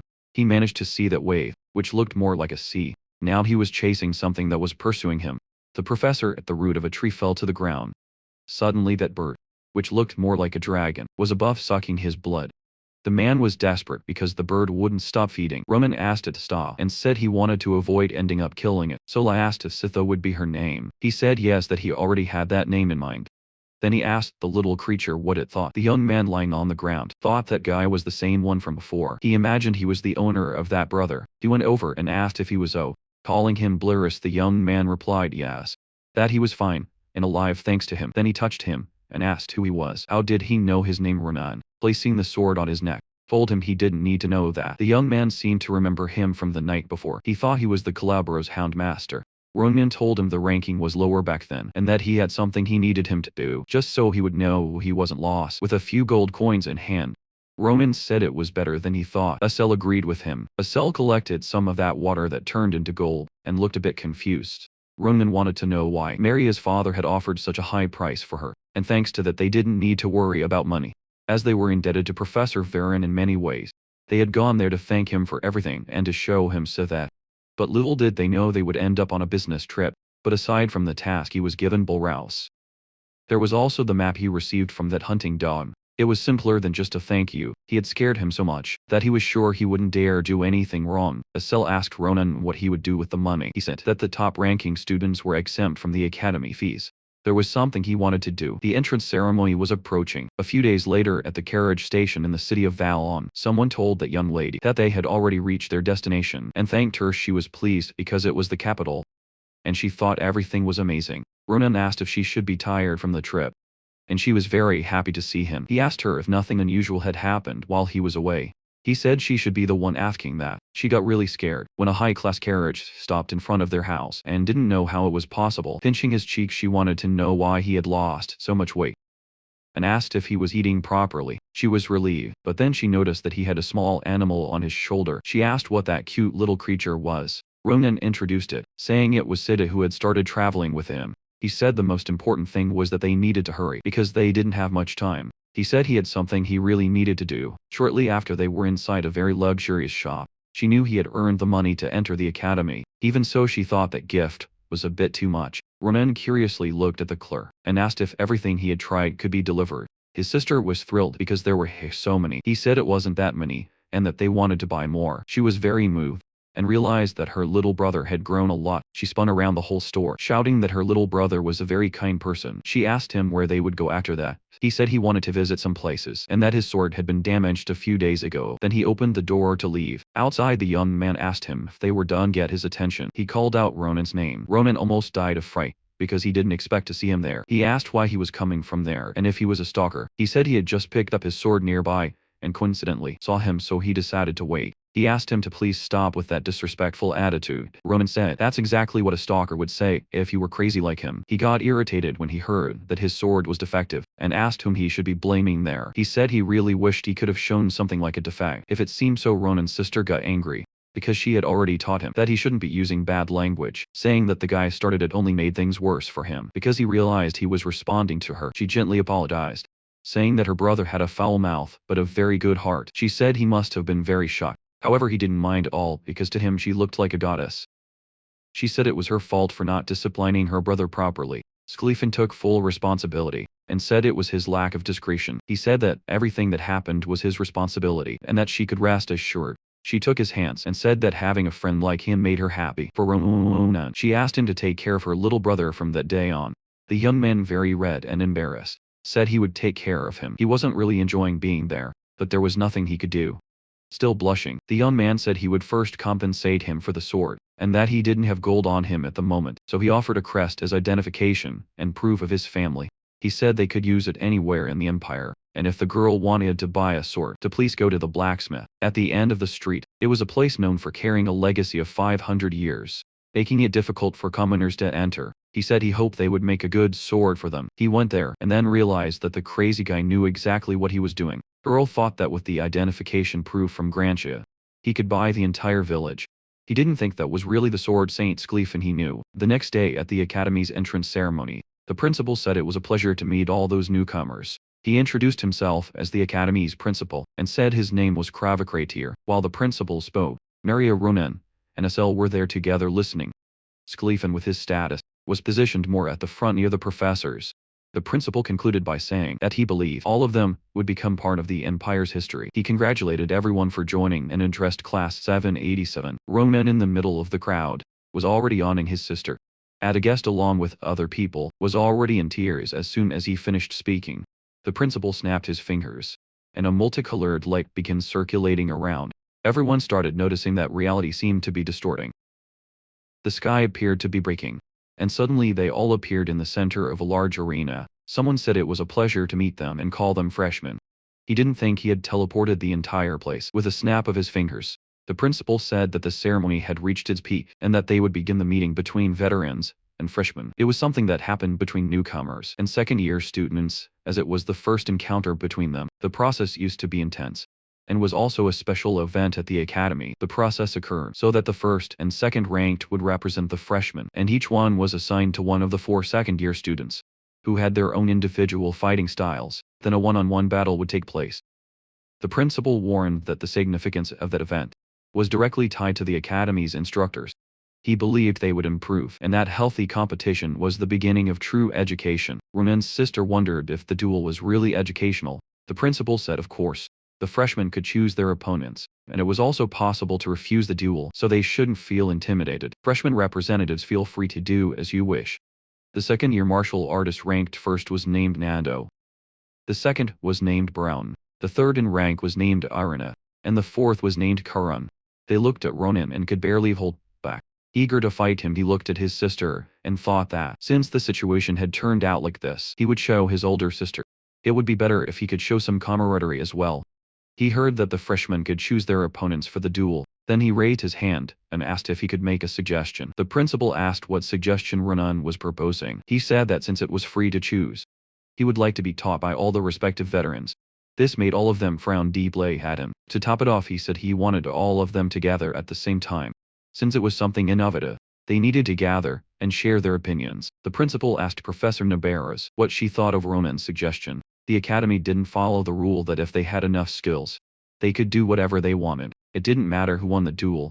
It would still have great significance for everyone. She told the principal that if things got dangerous, she would intervene. The principal thought about the case and was informed that they would proceed. All 4 found it absurd how much that boy was underestimating them. Someone there asked them to calm down. He was arrogant, but Skleefan was certainly very skilled. That was an opponent they couldn't underestimate. They said they would go all out from the beginning, so everyone understood. Earl thought that atmosphere was too chaotic. She shouted to her brother that if he thought it was dangerous, he could give up at any time. He just waved at her, trying to calm her down.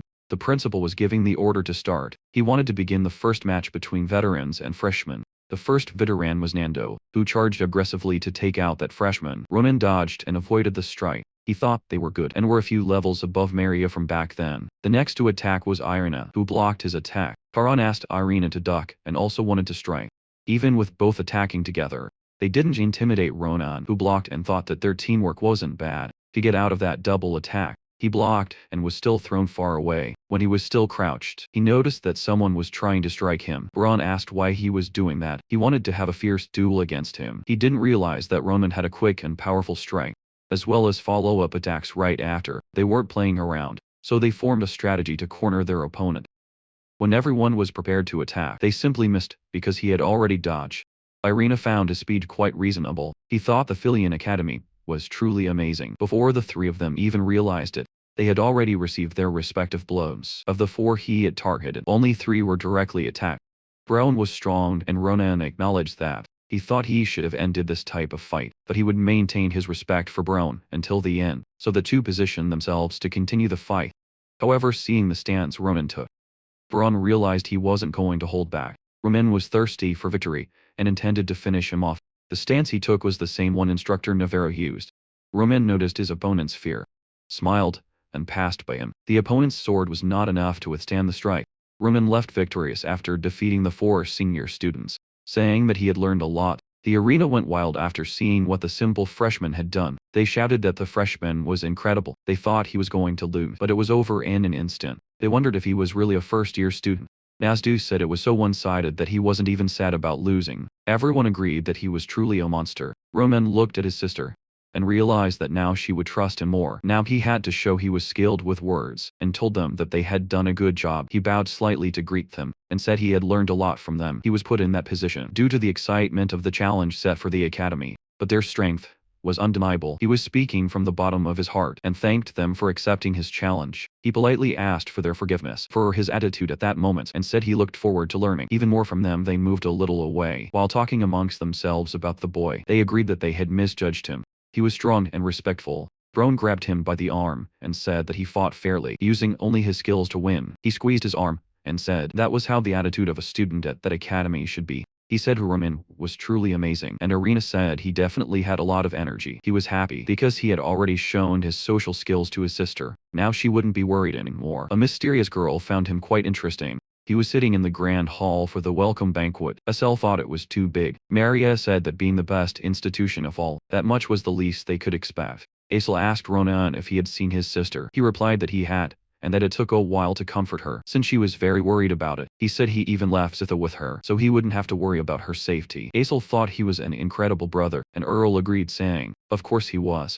When Ronan went to pick up the piece of meat that was on his plate, sneaking up quietly, Schlieffen asked if he thought he could really eat at that moment. Looking to the side and seeing him, Roman couldn't believe he was there again. Roman got upset and slammed the meat on his plate, breaking it, and asked what he wanted this time. Schlieffen said it was nothing much. He just wanted to check something important. With a notebook in hand, he asked where Arena lived and if it was far from there.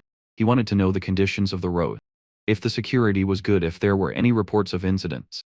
He assumed that Ronan had hired the escort, and trusted that he had hired at least an army of mercenaries. Roman was still upset, and told him that he had hired people much stronger than he thought. He said that unless a wyvern appeared out of nowhere, nothing would happen. Schlieffen concluded then that if a wyvern showed up, something could happen with each passing moment. Roman got more agitated, and asked why his sister's life mattered so much to him. He asked what he thought it was. Schlieffen replied that he was just worried about the girl who became his friend. He said it was the duty of a knight. A girl arrived and said that scene was very interesting, since she had never seen the Grantia wolf talk so much before. In a not-so-friendly manner, Schlieffen asked what she wanted with him. The woman who appeared there and showed interest in their conversation was Elizabeth Ecclusia. With an air of importance, she told him not to be mistaken. He was not the one who had her interests. It was Roman. Ronan was startled, pointed at himself, and asked if it was really him. He asked why him. Schlieffen said it must be her annoying habit again. He told Ecclusia that he was done with things there, so she could do as she pleased. Still unsatisfied, he turned to Ronan and asked if he should send guards from his family. Ronan asked him to leave and not get involved. Asel warned Ronan that she was the person from before, and he said there was no need to explain. He knew she was powerful, and radically powerful. Ecclusia said that those who raised their claws needed a lesson. She told Ronan that she knew he understood what she meant, and he said he had no idea. She said she was very interested in his talent, so she would make him an offer. It was a special offer that a mere criminal could never dream of receiving. She showed him a necklace with a violet stone in the middle, and that was Ecclusia's invitation. Ecclusia was different from most nobles who prioritized bloodlines. They prioritized talent above all else. They offered an opportunity for those with potential to become part of the family. The symbol of that opportunity was this: a necklace with a violet stone inside. Ronan wanted to know if she was allowed to give that to someone else. She said that if he was asking, he should already know the answer. He had heard from someone while passing by. Then his thoughts returned to another lie. When he was talking to the commander, she showed him the invitation, saying that with it, even as a commoner, he could become part of a great family. When he asked if it was like the great commander, she replied yes. The commander was Ada Ecclusia. She told him that of course, he would need to pass a test conducted by the patriarch, but with his talent that wouldn't be a problem. She told him to keep this in mind. Once he paid for his sins through his deeds in the war, he might end up receiving one of those, because she thought he was quite talented. Returning to the present moment, he looked at that necklace that symbolized the Ecclusia's invitation. She said that if he already knew about it, then she didn't need to explain, and hoped he would make the right choice. Elizabeth told him that even if born a beast, if he stayed close to sheep long enough, he could become a sheep. She and her group then left a cell. Felt more at ease after she left. Ronan realized that the twins really did as they pleased. At least it was good that he had a contact. Now the accolades could be useful to him. Everything there depended on grades. The atmosphere could change drastically. The clearest example of this was the dormitory system. The place where intermediate level students were placed was the Nishian Hall. Each person had a clean room, a high-level cafeteria, and it was an incredible dormitory, with everything one might need on the first day at the Crater Hall. It usually began with some students shouting why they had to stay there. If they were nobles, the person in charge would apologize for not having servants to serve. The Greater Hall, it was 4 people per room, and the cafeteria, shower and bathroom were all shared. The person in charge couldn't do anything about it. They were academy rules, and there was no need to look at him that way. Just study, and they would leave there. Otherwise they would stay there for another semester as well. Finally, the best students, including Ronan, were placed in the Nabrafusser Hall, which could be summed up in one sentence: it was simply too amazing. Asel was astonished when he saw that luxurious room. He had left notes from the classes that had been explained earlier. He needed to choose the classes he liked the most and wanted to attend. It was important to adjust during the first year. We heard that it wasn't good to choose too many. It was a common misunderstanding. For a first year, who hadn't yet experienced the hell, Ronan got excited and chose almost all of them. Since he was there, he would study. On the first day, he was exempted from the basic swordsmanship class. The instructor told him that there was nothing more he could teach him, as he had already performed excellently. The academy rules allowed the student to be exempted from a class if they had already learned everything. If he kept him there, it might discourage the others, and they would lose motivation. So he was dismissed. He was sitting near the lake with his sword stuck in the ground. Very sad. He couldn't believe that this could be all an academy of that caliber could offer. He was exempted from target practice, from monster hunting, and was expelled from all classes. Frustrated, he thought that it didn't seem like anything he had imagined. When they arrived, someone said he looked familiar and asked if he shouldn't be in class. When Ronan turned around, he realized it was Instructor Nabarros. From his expression, she could tell he had already finished all the classes. He replied sadly that yes, he had, and asked if that's how all the classes would be. I thought the academy would be better than that. She understood that a single glance was all he needed to replicate her technique. So as his instructor, she couldn't turn a blind eye to that, and asked him for his sword. When she looked at it, she asked him what he thought and taught him a very important lesson. Looking at his broken sword, she said that something like that couldn't be called a weapon, and would only hinder the user's power. She asked him to pay close attention as she gently placed her hand on her sword, drew it, and he observed. She released a strike that made the water from that lake shoot up into the air, making it look like it was raining. Looking at him, she asked if he could see what was missing. A sword is a hard and sharp piece of metal used to fight against your opponents. Disposable, or at least that's what he thought, until he saw that it was a perfect technique. He thought it was ridiculous. He was certain that she had used the sword in her hands. He knew the cut was the same, but how could the power be so different just because of the weapon? She said that the waste of strength was what determined whether he lived or died, and if he were using mana, it was essential that he find a weapon that matched him. She said that it wasn't something he could understand. Since he didn't use mana, he asked if she already knew. She said yes, but the fact that he had so much energy was truly incredible. She said that one day he would be able to use mana, so to use that power correctly, he would need a proper weapon. She told him that he must have a lot on his mind. She asked him to join her for class. He asked if he could say yes, even though normally only second-year students and above were allowed. She told him that instead of that piece of metal, he should bring a real sword. Asel and Mario were with Ronan. It was his first day off from classes. It was the place Schlieffen mentioned when he gave him the crest. That was the forge. Mario thought the place looked a bit run down. It didn't look like it would last much longer. They asked Ronan if he was sure he wanted to rent the place a renowned family frequented. He said they would know once they stepped inside. Inside it was even worse. It wasn't a joke. Someone showed up and opened the door, saying it was too noisy, and that he was trying to sleep. He asked who they were and why they were making so much noise so early. Didn't they see that the fire was out? Ronan found it to be an interesting sight. A beast man in a forge, but he wasn't in a good mood and asked if they were deaf. He asked why they were there, and demanded an answer, quickly showing the family crest. Ronan said that Schlieffen had recommended the place, and told him that the weapons there were the best. Then he recognized the Grantia family crest being quite rude. The beastman asked if, just because he showed that he thought he was from the Grantia family, he said he didn't know who had leaked information about the place. But he didn't accept customers like him. Ronan got angry and refused to leave without his sword. The beastman, licking his lips, said there was another way. Just give him that little boy's arm. He said he was getting hungry, so why not do that? He wanted to eat Asel's arm. Asel said he didn't taste very good. While Ronan inspected the beastman's mouth, he called out to him again and told him that he had crossed the line. He unsheathed his sword and launched a strike. Ronan said he knew the moment things seemed off, so he asked where that came from out of nowhere. Now the beast man was wearing armor that appeared as soon as he was attacked, holding the sword. He said it didn't matter if it was something like that. He just needed it all. The beast man asked him to wait a moment.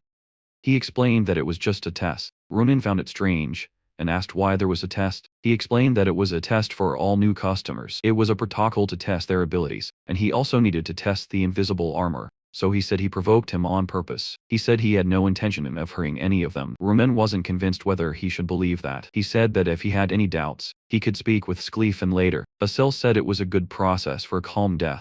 The beast man tried to explain that wasn't the case. He looked at Asel, apologized, and called him a friend. He said he didn't hurt people, so there was no need to worry. He said that anyway, he was Didikan, and that he was an apprentice at that forge, and sometimes the gatekeeper. He asked the boy's name, who answered Ronan.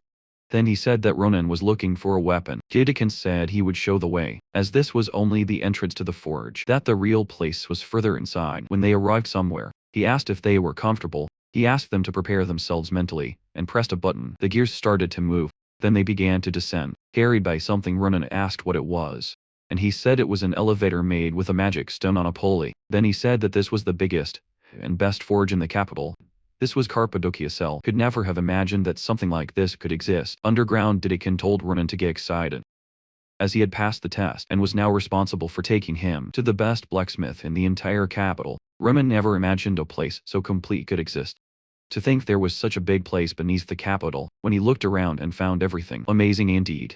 That forge only provided items for the royal family, and a few nobles, with no discrimination at all. All the skilled masters were there. However, the one who held the title of the best was the elder dwarf, who lived there. Of course, he was a master who had been melting metal for hundreds of years.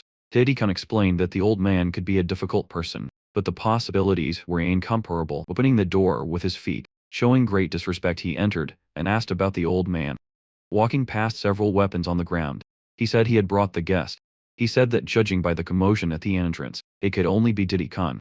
He said he had already told him to keep quiet and work, but he really didn't listen. Didikan tried to explain, saying he couldn't help it. There were weapons at the door, so he couldn't open it. He told him to imitate that place and said that the elder Darren complained too much. The elder told him that since he had brought guests, he would assume they weren't bad. All proud, he said that he himself had tested them, and that their swordsmanship skills were great. The elder found it unexpected. Judging by his appearance, he looked like a child. He asked him to show his swordsmanship, as he could say many things just by watching. When he started unsheathing his sword, Duran took a good look at his sword. Then he looked and asked what kind of trash that was. He asked if he had carried that as a weapon. All this time the three of them were startled when the blacksmith hit it with a hammer and broke his sword. Ronan became very upset and asked him what he was doing. Then he pointed and said he could use any of the swords there. He said that with such a terrible sword, he couldn't show his true abilities. He said he would give him any sword he chose for free, so he shouldn't feel wrong, and he said that anyone he picked would be hundreds of times better than that piece of junk. Since Ronan didn't say anything, he just stared at the two of them. When choosing another, he realized that the situation was completely different, but he still wasn't sure if it would really be that different. He went ahead and said it wouldn't be his fault if something broke or got destroyed there. The elder said he didn't care if he wanted anything. He just wanted him to perform the best strike of his life. Then Ronan remembered the strike his teacher had performed, took a deep breath, and began to mimic the technique. The elder, when he saw the strike, immediately understood what it was. Already prepared, Ronan unleashed the attack. It was a perfect strike, so perfect that it could be seen from miles away. The people at the other forge were worried about Elder Duron. It wasn't even noon, and he was already causing a commotion when they saw the damage. They thought a furnace had exploded. Even Ronan himself was shocked by the extent of the damage. He asked himself what had just happened. The elder said that technique was Nabaros's. Then he asked if he was her apprentice. When Ronan asked if he knew instructor Nabaro, the elder said he was the one who made her sword. He became much more interested and excited, as that sword was absurdly long. Elder Duron mentioned that it was the mysterious sword she used, one of the few masterpieces he had forged in his entire life. He thought Ronan was a novice and couldn't judge his own skills. He said it had been a long time since he had met someone with so much talent. Elder Duron said it was also a problem that he was so talented. It would be difficult to forge something for him, as he could see the swords there couldn't withstand his strikes. Ronan asked what he should do. He said he would need at least a byproduct from a wyvern. Ronan took it out of his pocket and asked how about this. He wasn't sure if it would work, so he brought it with him. Elder Duran found that eggshell strange, but he decided to test it, and was shocked when he realized that the mithril hammer couldn't even scratch a mere eggshell. Such a material really existed. He was fascinated, and asked if he could really use something so valuable. Ronan said it was useless to him, and asked if that would really be enough for a sword. Duran said yes, and told him to come back in 2 weeks. He said he would make the best sword in the empire for him, and Ronan was looking forward to coming back. Ronan spoke to the two who were already there, asking why they wouldn't go look for the other masters. Dronzer said he couldn't send someone so valuable's friends away empty-handed. He would like to do something, but he couldn't do anything more than melt that material. The three were impressed by the old man's determination. A little further down, some people in white cloaks were annoyed by the noise. They wanted to incinerate everything at once, but one of them asked to hold back, as it wasn't time to reveal themselves yet. He said it wouldn't take much longer, and they could start with those ignorant blacksmiths. With them they seemed to see stone monsters. On the day they would see the light, everything in that empire would disappear, and be consumed by the approaching light. A few days later, while walking without a care, he thought about how the blacksmith said it would be the best sword in the empire. Both Asel and Maria had managed to place orders with other blacksmiths. It was going to be a bit expensive, but it didn't matter much. The money wasn't his if there was any problem. It was the time his sword would take to be ready. What would he do until then? Asla and Mario were in class. At that moment he realized he had arrived at the training center, which offered exclusive classes for veterans at the Galalion facility. He was sure that instructor Nabarez's classes were held there too. She told him to come with a real weapon, but he already had something to use temporarily, so he thought he could go, and realized she was very close to him. He slowly turned his head, and greeted her. She also greeted him by pulling on his ears. She asked him how long it had been, saying she was sure. She told him to show up there as soon as he had a weapon. She asked if he was skipping class and started dragging him by the ear. He tried to explain that he had a good reason. She told him to forget it and follow her. She said she would listen to his excuses along the way. He shouted that he understood and she could let go. Someone was watching the commotion through the window, and a girl wanted to know what was happening. Another young man came by and bumped into her, asking why she was blocking his way in front of him. She immediately apologized and said she was a bit distracted. Pardon told her that if she had time to stand there, she might as well go to class since she was a loser. She said she was going and left. In the first duel room the instructor was introducing Ronan and said he had caused quite a mess. She said she would introduce him once more, showing that he would be part of that class from that day forward. He introduced himself, saying he was a first-year student of martial arts and that it was a pleasure to meet them all. One of the boys there asked if he was that first year who had ranked first. They didn't think he was that good since he looked like a baby. Ronan thought that he heard that clearly, but there were also friendly faces there. Other not so much. A girl arrived apologizing for being late. Ronan immediately recognized that voice. She said she had something to take care of, which is why she was late. She was very nervous apologizing for being late. The instructor said it was fine. She said she had just introduced the newcomer. The assistant came over and said it was a pleasure to meet Ronan. She said she was a second-year martial arts student and the assistant for that class, and that her name was Adishan. She said it was a pleasure to meet him. He had met the great commander Adishan Akalushia. The Iron Lady Adishan didn't have blood in her body. Only pure iron. Who would have imagined that such a great commander could smile like that? Of course she didn't have the memories of the regression, so that was the true great commander. She had made a request before, asking him not to let her do anything stupid, and to become a tailor. He didn't know what to do. It had been a big problem since earlier when he saw her posture there. Everyone treated her like a slave. She bent over backwards to handle all the tasks. Carden approached Ronan and asked if he wanted to duel. He didn't ask why there was a sudden duel, and Carden answered that it just happened out of nowhere. He introduced himself, said his name was Carden and that he was in the third year. He heard about how incredible Ronan was during the exam. If those rumors were true, he would love to learn from him. However, Ronan told him he was busy with something else.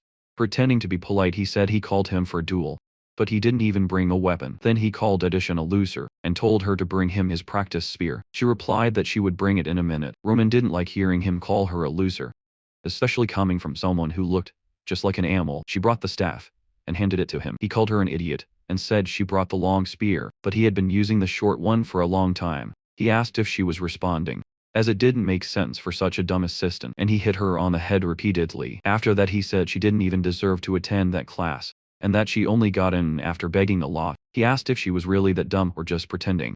Even though she was apologizing, he didn't stop. Tired of it, Roman grabbed the staff and stared at him. He said they would duel if that's what he wanted. If not, he didn't know what he might end up doing. Carden asked what he was talking about. Roman asked which part he didn't understand. Staring him in the eyes, he said they would settle it with a duel. Carden found it unexpected. He asked Ronan if he had heard correctly and what exactly. He didn't like staring at Ronan. He asked if he was doing this because of that loser, and told him he didn't even know who she was. Mockingly he asked if it was because they were both commoners. He asked if by any chance they were siblings, and he didn't know. Ronan threw the staff at him and told him to shut up and get started. He didn't want to end up dead. He just pressed the tip of the staff against his chest. Carden couldn't understand how he could put so much strength without using mana. Then Ronan threw him very far. Ronan said he was complaining about not wanting to use the long spear, so he shortened it for him. Seeing Carter holding the two parts of the broken spear, he asked him if he was enjoying it. However, he didn't like it at all, and thought it was too bold of someone like him. In a fit of rage, he said he would show him where people like him belonged, while yelling and running to attack Ronan. He just watched him. Carton shouted, asking if he thought he would get away with it after doing that. Ronan, after slicing his spear, said he would get away with it and told him to worry more about himself and struck him to teach him not to show off. The strike hit him squarely on the face, followed by other blows when he was getting ready and attacking him, blow after blow until the opponent fell to the ground. Ronan, looking at him, said to be grateful because they were at the academy. If they were somewhere else, everyone around was saying that Carton, who was highly ranked among them, had lost. Ronan wasn't joking and asked who would be next. Then he called one of them shameless and said he was holding the towel. Looking at him, he said that if the towel was smelly, he should wash it. Why was he making someone else do it? He asked if they thought the assistant was their servant. Then he said he was going to break his nose. Audition asked him to stop. She stepped in front and said she didn't know why he was doing that, but it wasn't necessary, it was okay. He asked the assistant to please step aside and be able to handle it when it came to other things, but not when she was being belittled. He thought that neither those idiots nor anyone, at least in the Empire, should treat someone like that. Once again, he asked her to move aside. He didn't plan to stop until he had beaten them all up. Instructor Nabarros ordered Ronan to stop. She said she wouldn't hold him accountable for his duel, as accidents could happen in real battles. However, if he continued with that behavior, she wouldn't let it slide. She ordered him to drop the sword and step back. When she realized her body didn't want to move and looked a little behind, she noticed that it was a serpent. He thought he was unprecedented, even against the sword saint. Instructor Nabarro's aura seemed like a giant serpent. She told Ronan that what he was about to do wasn't considered a duel. As the one responsible for that class, she couldn't let the lesson get out of control. Ronan said she should know that her assistant had been going through that sort of thing, and until now he had just been watching and doing nothing. The instructor said this was the last warning, and ordered him to stop. He told her it didn't matter if he was a sword saint or not. His answer would be the same. Looking into her eyes, he said he would beat them all up. She said that in that case, there was nothing else to do, and he left her no choice, so she unleashed the serpent of torment.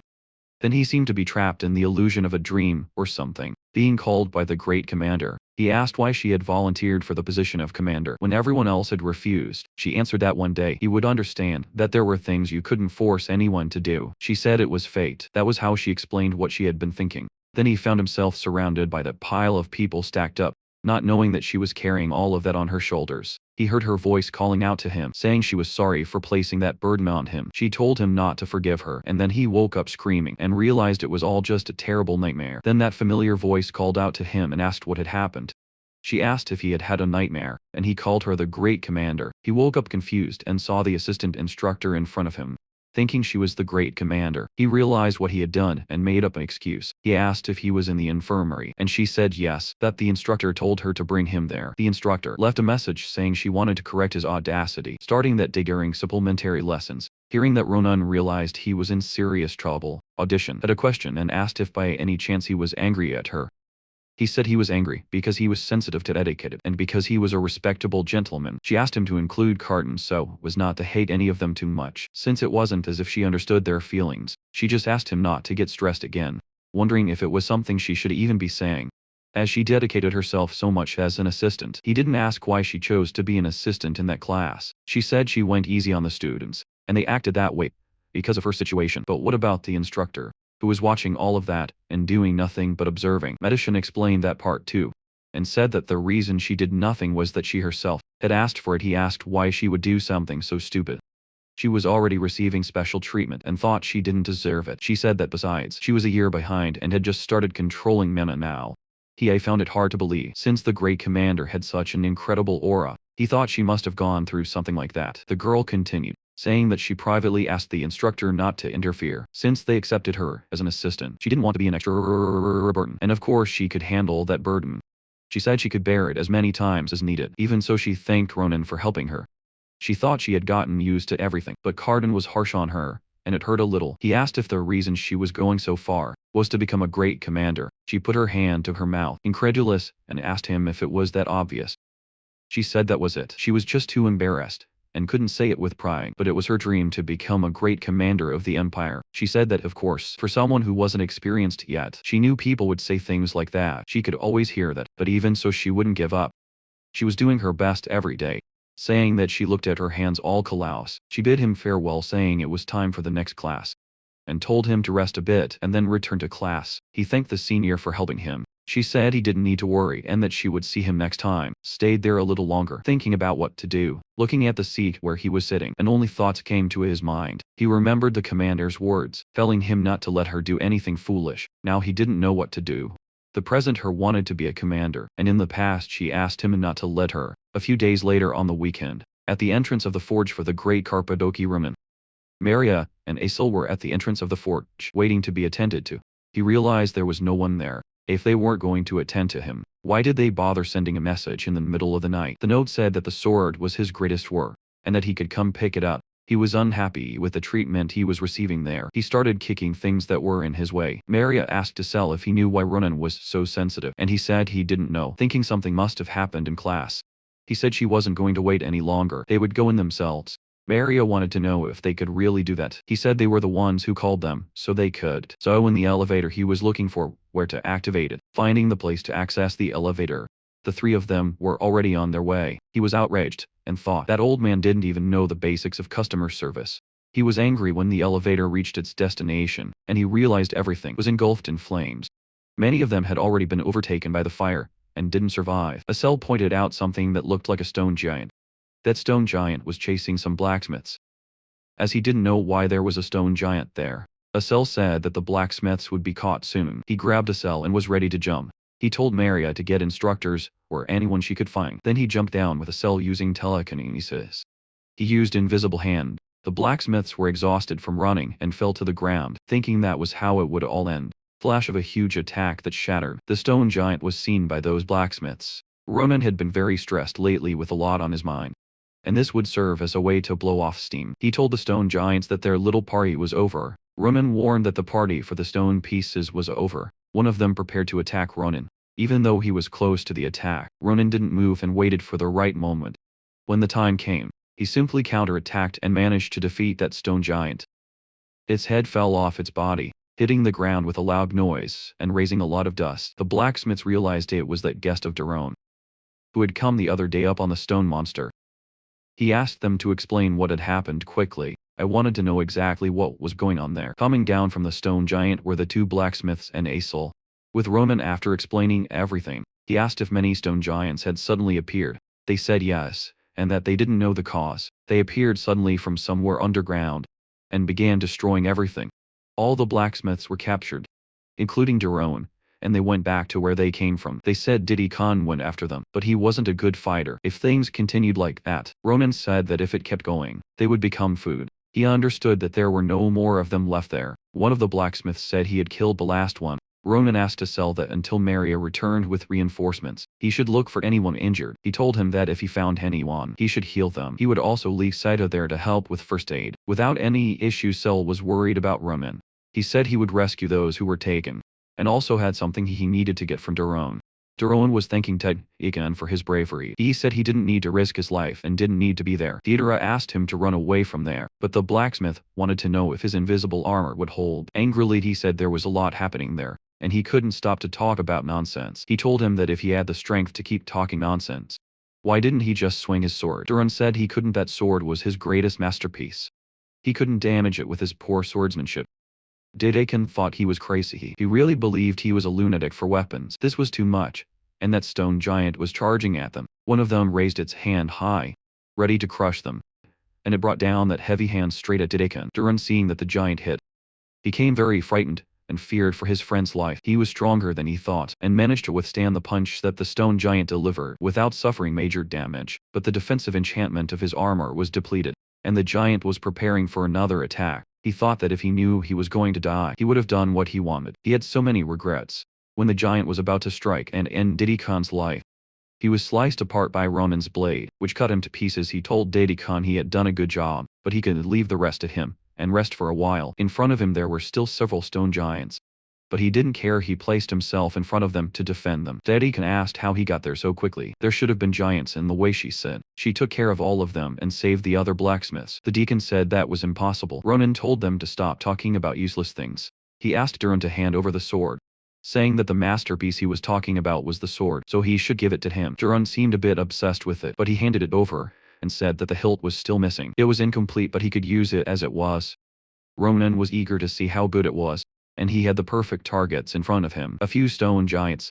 One of them stretched its hand toward Ronan to try and grab him. He was wondering whether he should swing a bit. In the end, he decided to swing and unleashed his power in an extraordinary strike, and he defeated those giants in just one blow, leaving him astonished and the two blacksmiths in awe.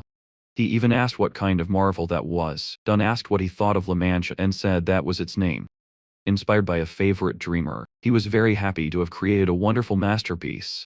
It was so light that he couldn't even feel its weight in his hands. Dunn hadn't even placed an enchantment on it yet, because it had a trait that restored damage by absorbing blood. He thought it was due to the material being made from the ribbon eggshell. Ronan told the blacksmith that he was more amazing than he had thought, and Duran was happy that Ronan liked the sword so much.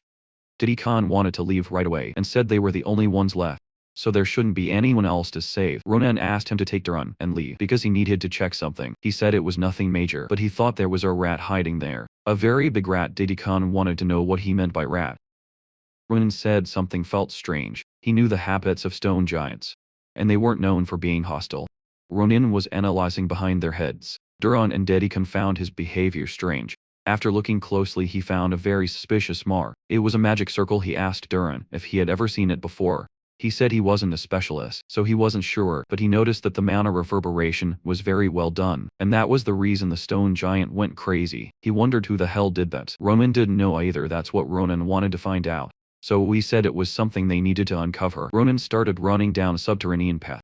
At first he wasn't sure if he was going the right way, but as he went down he became more certain. Among the stone giant's footprints, there were other tracks that resembled human ones. There was also a magical stone defense system. Those guys had planned it very well. He stopped at a certain spot because he heard something he couldn't quite understand. So he hid to try and hear what they were saying. He saw something that caught his attention. It looked like a giant but many times bigger. Just by seeing the scene of the two in front of the giant, Ronan already knew they were behind all of this. He just didn't know what it was. The giants he had faced earlier seemed like children compared to that one observing it. It seemed sealed, but it could start moving. Ronan heard when he was discovered. The two people were talking, and one said that, considering the brainwashing bond cast on this stone giant had been severed, the woman asked if it was done by a third party. The man replied that those empire bastards were too fast. He didn't know what to do, as they didn't have a stone giant suffering and still couldn't operate that thing. So the guy said that since it had come to this, he would kill him himself. She called that man Ed One, and said he had already destroyed most of the facilities, which would affect the Empire's weapon maintenance. But if their identities were revealed, that person wouldn't stand still, so she said it was better for them to retreat. The man said Cirillo was too strict, so there was no other choice. They were considering getting rid of it. The woman said he could do whatever he wanted. Ronan heard when they talked about destroying the one who was hiding, and he sensed sparks from a blacksmith.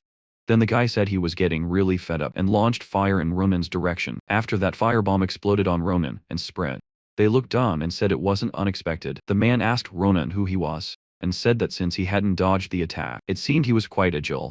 Then that man started manipulating fire and asked if he should tie his feet first. He was surprised, because they materialized so much magic at high speed. Realizing that guy wasn't normal, the guy wanted to know how he got there. Since their defense system wasn't easy to break, Ronan wanted to know who they were. He told them that even if they wanted to hide, he didn't think that place was too extreme. Edgeone said it would be great to kill a jokester like him, and the girl complained that they were running out of time. He asked Cirilla to let him have a little fun, since there wasn't much time left for the Empire to be buried by the starlight. When Ronan heard those words, he remembered what the giant from his past life had said. So Ronan confronted him, asking why he had spoken those exact words. Very angry, he asked if they knew what that meant. Edgeone thought his sudden change of mood was strange. Ronan said they would come with him. He said he had many questions for them. Edgeone underestimated Ronan's power, and said that the child must be crazy if he thought he would be captured, forming a fireball in his hand. He asked if that brat thought it was possible. He was already close to him and replied yes, when he severed his arm passing by him. He said it was possible, so shut up. Everything happened very fast, but now he was on the ground crawling to try and retrieve his arm. Cirilla was stunned, because not even Edgeone could react, and she stretched out her arms to try to do something, but she couldn't as his hand was already around her neck. Ronan told the lady it would be very good if she answered his questions objectively. Looking into her eyes, he said that of course, if she didn't want to end up like her friend. Saying that, he began squeezing her neck very tightly. and she only managed to escape with her mana shield. This pushed him away, so he asked if she really wasn't going to cooperate. Touching the shield she created, he said it was quite sturdy, but not enough, and he began slicing through the mana shield she made. She wondered how he could cut through her mana shield. After it shattered, he pierced the side opposite her heart. He realized she was a half-elf, and was disappointed, thinking how she could associate with that guy. Something strange was appearing nearby, and he didn't notice when an explosion occurred. He only turned to see what it was, and while still stepping on the half-elf, he sliced through the flames with his sword. He thought it was odd that the weird giant kept bombarding him with flames, since he had already severed its limbs. Then he noticed that every time he cut them, another would grow in the same place, and that being was something strange. Daejuwon ordered him to get away from her. He was being threatened by that flame guy. While still stepping on the half-elf's body, Ronan told that guy that he really didn't understand the situation. Saying this, he drove his sword into the girl. Daejuwon got angry for having pity for Cyrilla's life. Ronan, looking at him, said they were in big trouble. He told him to choose whether he wanted to listen to what he had to say, or if he wanted him to show that elf what it was like to be amputated, and asked if her arms grew back like his did. Daejuwon said he would go with him. Ronan, pulling the sword he had stabbed into the girl's legs, said he didn't want to hurt anyone anymore either. He said it would be troublesome if one of them died. When he looked at her, she was smiling, and he wanted to know what was wrong with her. He wondered why she was smiling. Behind him there was that enormous giant about to launch an attack at him. This time he was caught by surprise, not knowing when it had broken the seal. Even so, he managed to avoid the giant's first attack, though it threw him a bit far away. Only rubble and dust could be seen everywhere. The attack from that immense giant was colossal, so much so that they thought it had finished him off. Cyrilla said she owed Edwin one. If he hadn't caught his attention when she was about to attack, she wouldn't have had time to use the magic to work her perception, or even activate the giant. While they were talking, she was still sitting with some injuries. He standing, and the giant had caused immense destruction.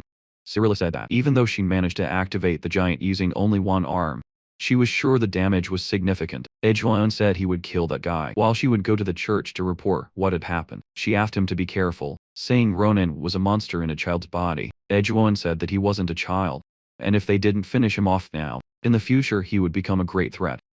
Ronan wasn't interested in what they were saying and just started slicing the guy again. This time he focused on cutting him into the smallest pieces possible. After slicing him up, he asked her where she thought she was going, and told her he was sure he had already said this before. Looking at her, he said there was a lot he wanted to ask. She didn't understand how he could still be speaking in such an injured state. Even so, she cast a protection spell to keep him away. He wasn't in the mood for games, and said he would never let people like them finish saying anything. The effect of whatever she had done was starting to take over his body. He could no longer move his body as he wanted. Cyrilla, seeing how things turned out, was irritated, but as long as she couldn't secure victory, reporting the situation was the priority. While Ronan was paralyzed by the mana-induced spell, she told him to get ready, because she would uncover every detail of his life and take everything he had, his family, his loves. Every life would be hers. He thought that he couldn't let her escape like that. If it went like before, he would end up alone. The only thing he could do was wish she would stop. With his remaining strength, he screamed for her to stop. A familiar aura arrived and told that woman to stop, and immediately she froze. The voice said it also had many questions to ask. Ronan recognized the voice first.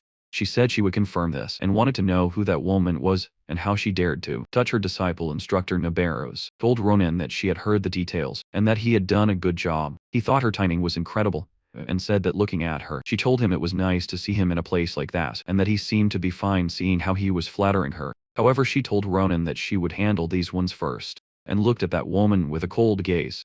Cyrilla realized that the woman had an aura shaped like a snake, paralyzing her entire body. She thought she didn't need to run away until Nabarros grabbed her face forcefully and told her she had done things she should never have done, and what angered her the most was that she had hurt her disciple, and said she could eagerly await the future because she would see it with her own eyes. He pressed the woman's face against the snake she created through mana. The woman began to think and apologized to the stars, then fainted shortly after. The instructor said that after treating his wounds, he could report the situation to the headmaster. Ronan asked if the future she was referring to had something to do with Lodlin prison. She replied yes, and asked how he knew so much about it. But why was he asking? He said that as expected. It was the fortress of Scream's Lodolon.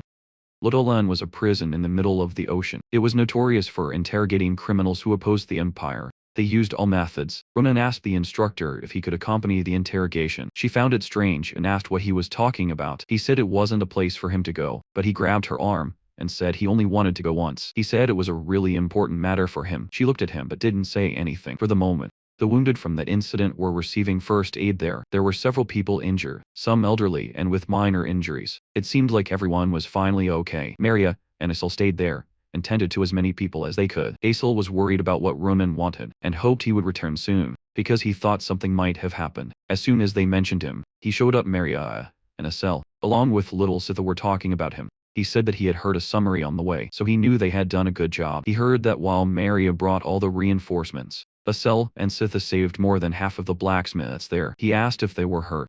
Maria said that was something they should be asking him. Asil, along with Sitha, wanted him to get treated quickly, but he said he had already received basic treatment. Now he was worried about everything that was happening around them. He needed to extract information from the prisoners. There was something he needed to do. A few hours later, on the secret path to Luffle, they were on the cliff of the Grain-No Forest. The instructor, along with Ronan and the prisoners. The instructor told Ronan that they had arrived. The Laudanum Corps was descending on extremely large birds. As soon as they arrived, they greeted Miss Naburos. They said they had been called by the Empire to interrogate the criminal. Looking at the two on the ground, they asked if it was them.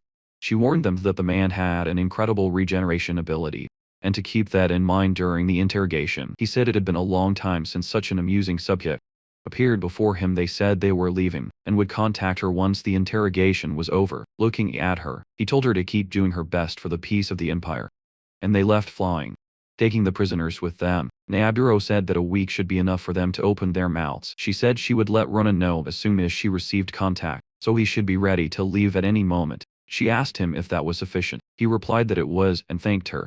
After that incident, time passed quickly, and Cappadoci's restoration progressed rapidly due to the Empire's support, and he returned to the Empire, spending time receiving supplementary calls from the structure. A few days later, at the Lodolane Fortress of Screams, in a corridor, several screams could be heard, coming from a well-equipped room, where someone was undergoing interrogation. The one interrogating said he had been so entertained that he lost track of the time when their guest would arrive. In the prison of Screams, someone was receiving the instructor, and Ronan. He claimed to be the interrogator in charge of the new criminal, and would be the one showing them around. He kindly asked if they would like to see the criminal first. The instructor said yes. They wanted to hear the details of the interrogation right away, and asked them to follow him. Ronan thought there was something strange about that old man, who was an interrogator from Laudaland. Ronan said he didn't trust him. The instructor mentioned that everyone said that the first time they saw him. She said he would soon find out why he was called the worst nightmare. He said the cell wasn't far, so he would give a quick overview. The first thing he needed to say was yes. It had to be it. Nubila Classier was the name of the organization they belonged to. She asked if it was a criminal organization like Calabro. He said yes, but at the same time, they didn't know who they were, and if they were dangerous. He cited various fires in different places, and confirmed that the organization was behind them. Ronan didn't know if they were that significant, as he had never heard of them in his past life. The man said he would provide more details through the reports. When she excused herself, he asked if they had ever used the term stellar light, or perhaps star's advent. The interrogator said he had never heard of that before. Both the instructor and the man stared at Ronan.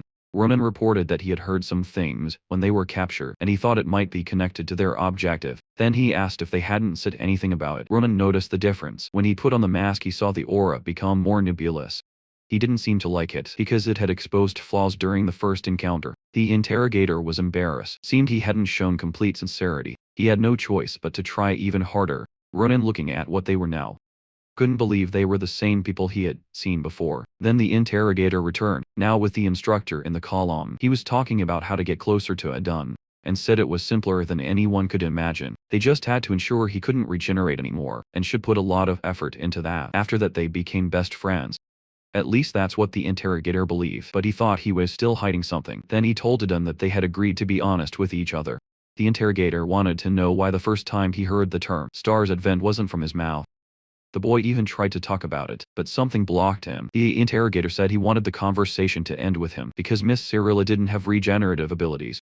He said he should know they had been together all that time, so if he pushed a little harder, she might not withstand it. Ronan thought he had never seen anything like that, not even in the times of soldiers, but he thought it was possible to hide things even in that situation, even when their identity was already exposed. Perhaps then he thought that instead of not saying it, they simply couldn't say it. Ronan said he knew the method they used on soldiers to hide secrets to prevent information from leaking. He thought it might be their case. The interrogator was embarrassed for not having thought of it before. He couldn't believe he had overlooked something so obvious.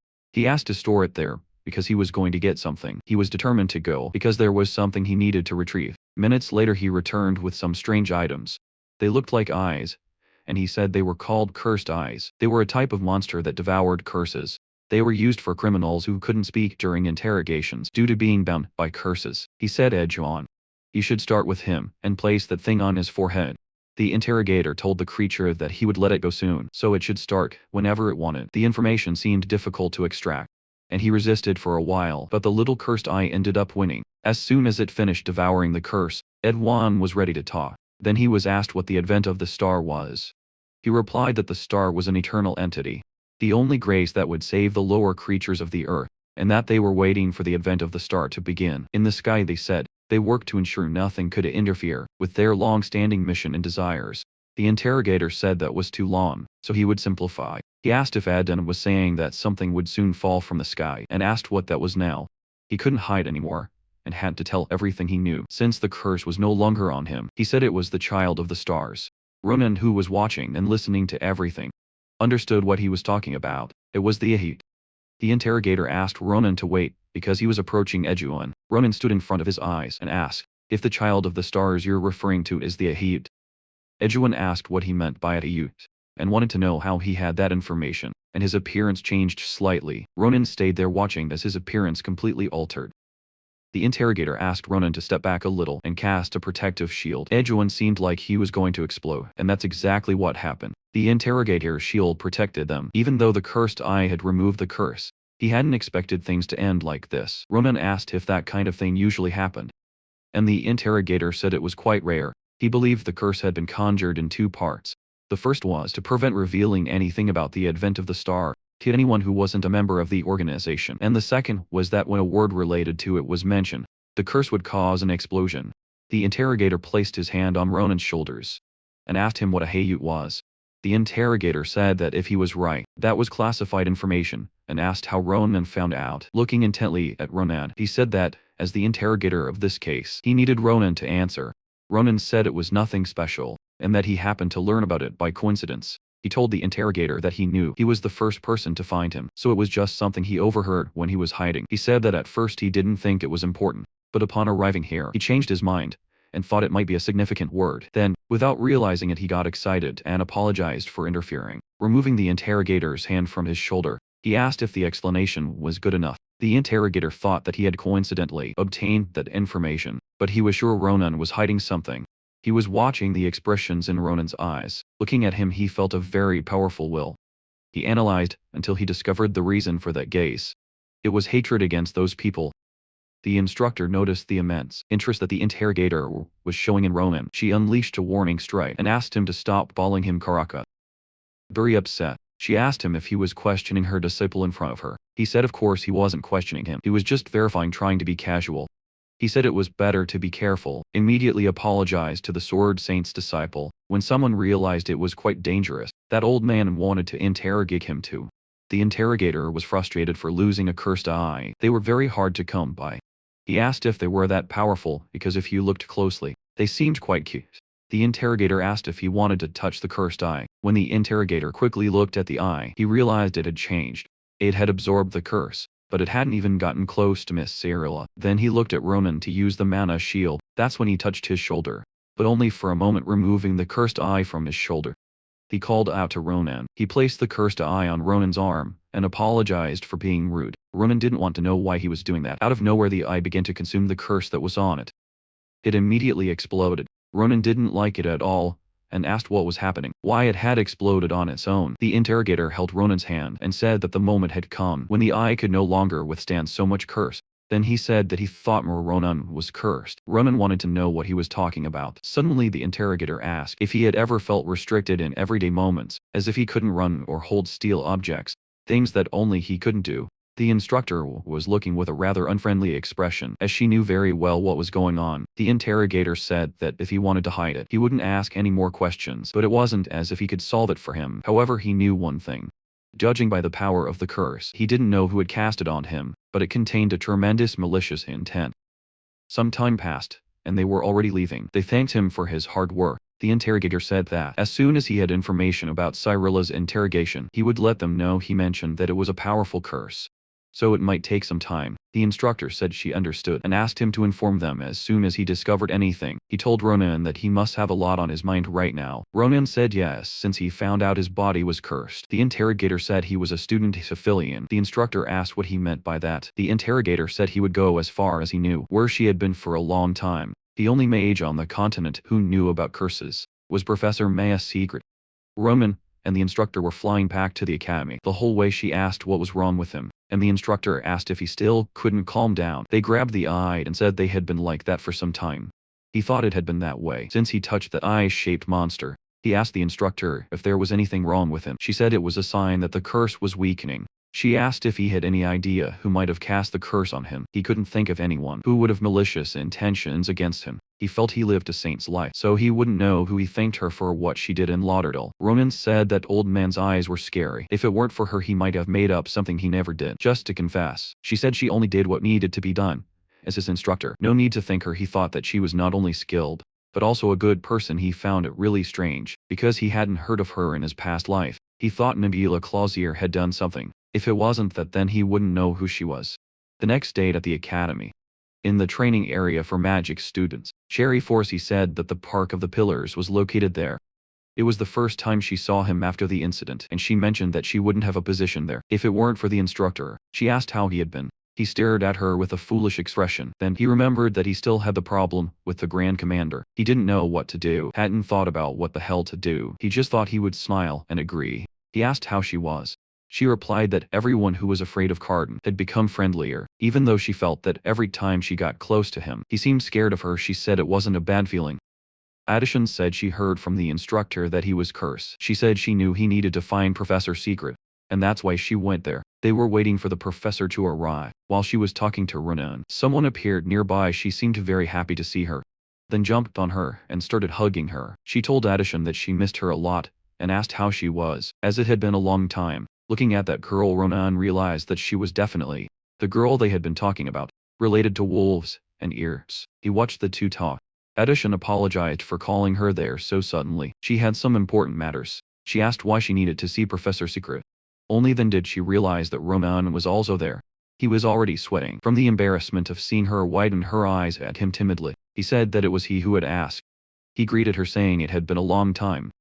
The girl threw a fit when she saw him and asked what he was doing there. He didn't seem comfortable at all taking him where he wanted to go, so he kept asking if that was really the place. The strange key was for the professor's office, located in the middle of the forest. He looked at it and said it seemed a bit strange, asked if she was trying to burn him alive, and called her Ellie. She got furious and said he couldn't call her that, and asked who told him she would burn anyone. She was very angry and told him to just follow her. He wasn't surprised.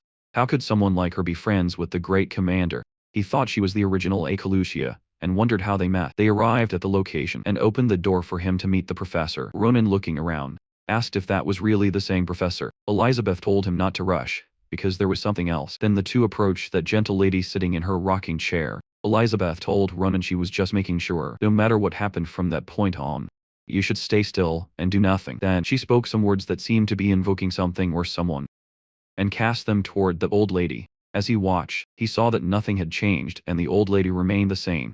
Suddenly she began to open her mouth, and very wide, to the point that they seemed small in her presence. Ronan asked what was happening. Elizabeth said he didn't need to be afraid. She said that was the real office. They seemed to be getting teleported somewhere.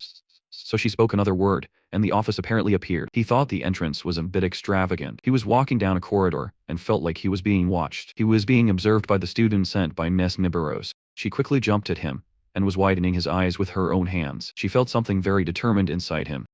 That was the continent's greatest curse artist, Maya Secret, despite her appearance. She was 83 years old. Ronan wondered if that child was really the professor. She told him not to be so surprised. She had some personal circumstances, but aside from that, her body was 80 years old. She said there was a limit to how young someone could appear, but she had something more important to say. She snapped her fingers, and soon his curse became visible. She said she needed to free him from that curse. Now that it was visible, he was looking at all of it. The professor was surprised, because she didn't know that so many curses could be intertwined in a single body. She said that even with great skill, no one would be able to touch that. She got frustrated and asked if she wouldn't be able to remove the curse. She told him not to worry. She had come prepared, and asked him to listen carefully. At that moment, she would materialize the curse from his body into the mental realm. All he needed to do was find the origin of the curse that was binding him and cut it. He knew it was simple, just cut the curse. And then he asked how he would know what to cut. The magic instructor told him that when he saw it, he would instinctively know. She touched his forehead to take him to the mental realm, and just like that it happened. The origin of the curse was there inside his body's mental realm. Then he saw someone running past by him, and realized it was his home. He thought that whatever the origin was, it must be inside his house. Then he found it strange that the child passed by him and called for her mother. He recognized that voice, it was his sister, Earl. She went straight to the cradle to see her little brother. She asked her mother why Ronan was always sleeping, and wanted to know if he was sick. His mother explained that babies grew while they slept. She said that it had been the same for her. She mentioned that if her brother got sick in the future, she would take care of him, because she was the older sister, no matter how much he looked at it. It was exactly how his house was when he was born. He concluded that the baby in the cradle was him. He thought it was impossible for there to be a time when he was like that. He thought he had been grumpy his entire life. That meant that all of this was his past. But he didn't remember any of it. Suddenly someone entered through the door. The presence was so strong that he widened his eyes, began trembling, and realized he couldn't move his body. He didn't know who it was. His sister jumped onto him and called out the name, but he couldn't understand. His mother also said she had been expecting him to arrive sooner. That person was going toward the cradle because he was curious about Ronan's appearance. He touched his mother and made her fall asleep. Seeing his mother on the ground, Ariel got scared. Ronan also couldn't move to defend his sister. The girl asked him why his mother was suddenly the next one. He also cursed. Ronan was furious to see that man had touched Ariel's forehead with his hand. Then that person continued walking towards the cradle. He didn't notice that the man's hands were intertwined with something that looked like the curse that had come out of his body earlier. When he touched the baby in the cradle, a very bright light illuminated everything, and even Ronan couldn't see anything. Now he was sure that this was the person he needed to eliminate. Outside the mental realm, the magic structure was talking to Elizabeth. It spoke with a key about that incredible curse. Elizabeth asked the structure if there were many curses there. She replied that if speaking in numbers, there were 10. Elizabeth was shocked because she thought 10 was too many curses. Elizabeth believed that even if it was the structure, it wouldn't be able to free him from so many. The structure said it wasn't too difficult, which was why she was so surprised. The curse that was causing trouble now was only one. That person, after putting a sleep spell on his sister and mother, was heading towards the cradle where little Ronan slept peacefully. After cursing him, he walked past the current Ronan. Only then was the confinement released, and he could already move. He quickly ran to his mother and sister to see if they were okay. To his relief, they were just in a deep sleep. Kneeling beside them, he didn't know what to do. He tried to calm himself somehow. He just needed to do one thing. In the mental realm, all he needed was to kill him. He slashed the door with his sword and sped out to chase him. To his surprise, the man was waiting outside. He asked what he wanted from him since he was there waiting. The man didn't say anything, just remained standing there. He asked how he dared to touch his family in front of him. He said he would never forgive him and charged to strike him down. That man also had a sword and began to engage in a duel with Ronan. The fight seemed very fierce and was giving Ronan, an excellent swordsman, a hard time. He didn't know how a mere curse could wield a sword, and in addition he was still being pressured. Throughout the fight, Ronan was hit several times, sustaining some cuts on his body. That man passed by him and slashed his chest. Ronan seemed to have felt that blow deeply, to the point of falling to his knees. The man looked like he was going to leave, but Ronan couldn't let that happen. He didn't know why his sword couldn't reach him. He couldn't let him go without talking to him. He couldn't let it all end like this, and told himself to stop being a crybaby and get up, because he still needed to ask him something. Getting up, he said it wasn't over yet. He asked the man why he was doing this. He said that by the expression, tones, and actions of his family, they wouldn't be like that with just anyone. He felt the same affection that Earl had when she looked at him. So it could only mean one thing. That man was that person. He asked him why he did that. He was upset to see that he was talking to himself and wouldn't get any answers. He said that man made his mother and sister sad and even placed a curse on him. Even so, he didn't think about apologizing or explaining himself. Jumping to attack him, he asked how he dared to call himself a father.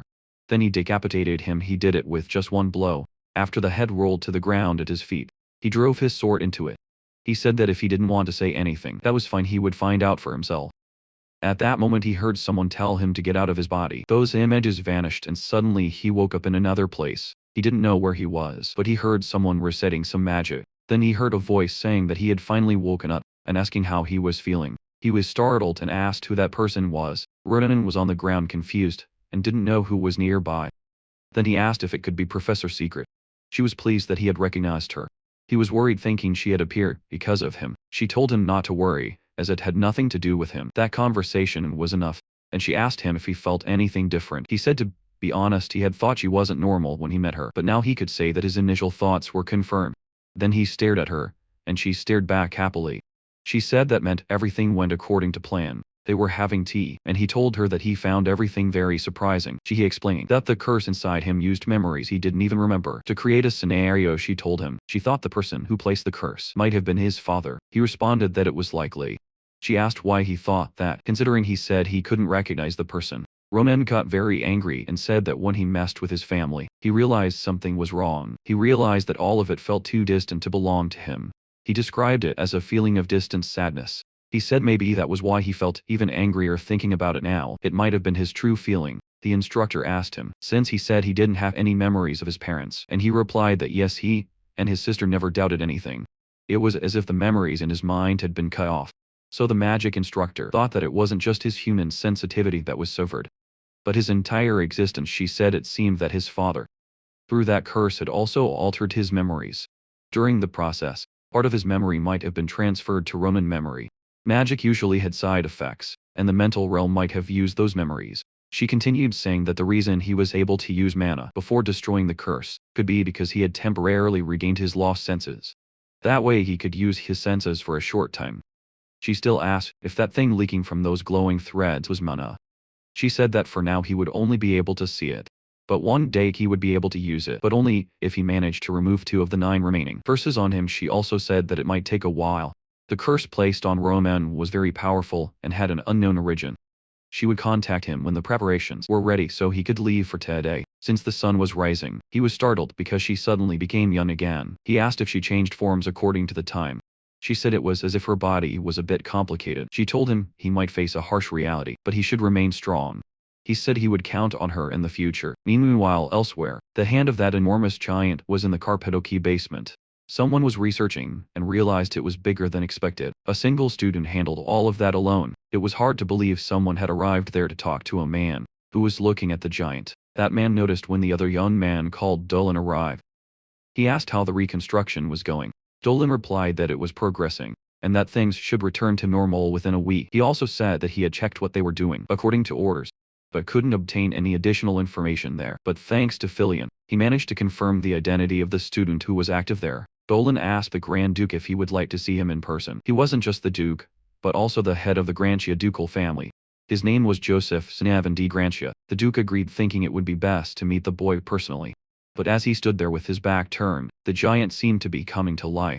There was movement in the giant's gaze. Dolan apologized to the Duke, but needed to leave that place for a moment. He was seeing that the giant was moving and about to attack them. Dolan said he would handle it with the Order of Knights. The Duke said there was no need, and the giant was already launching its strike. But the Duke and his servant were still talking. He placed his hand on his sword to draw it, and, while doing so, said they weren't in a hurry. He unleashed a slash toward the giant, slicing it entirely with just one movement.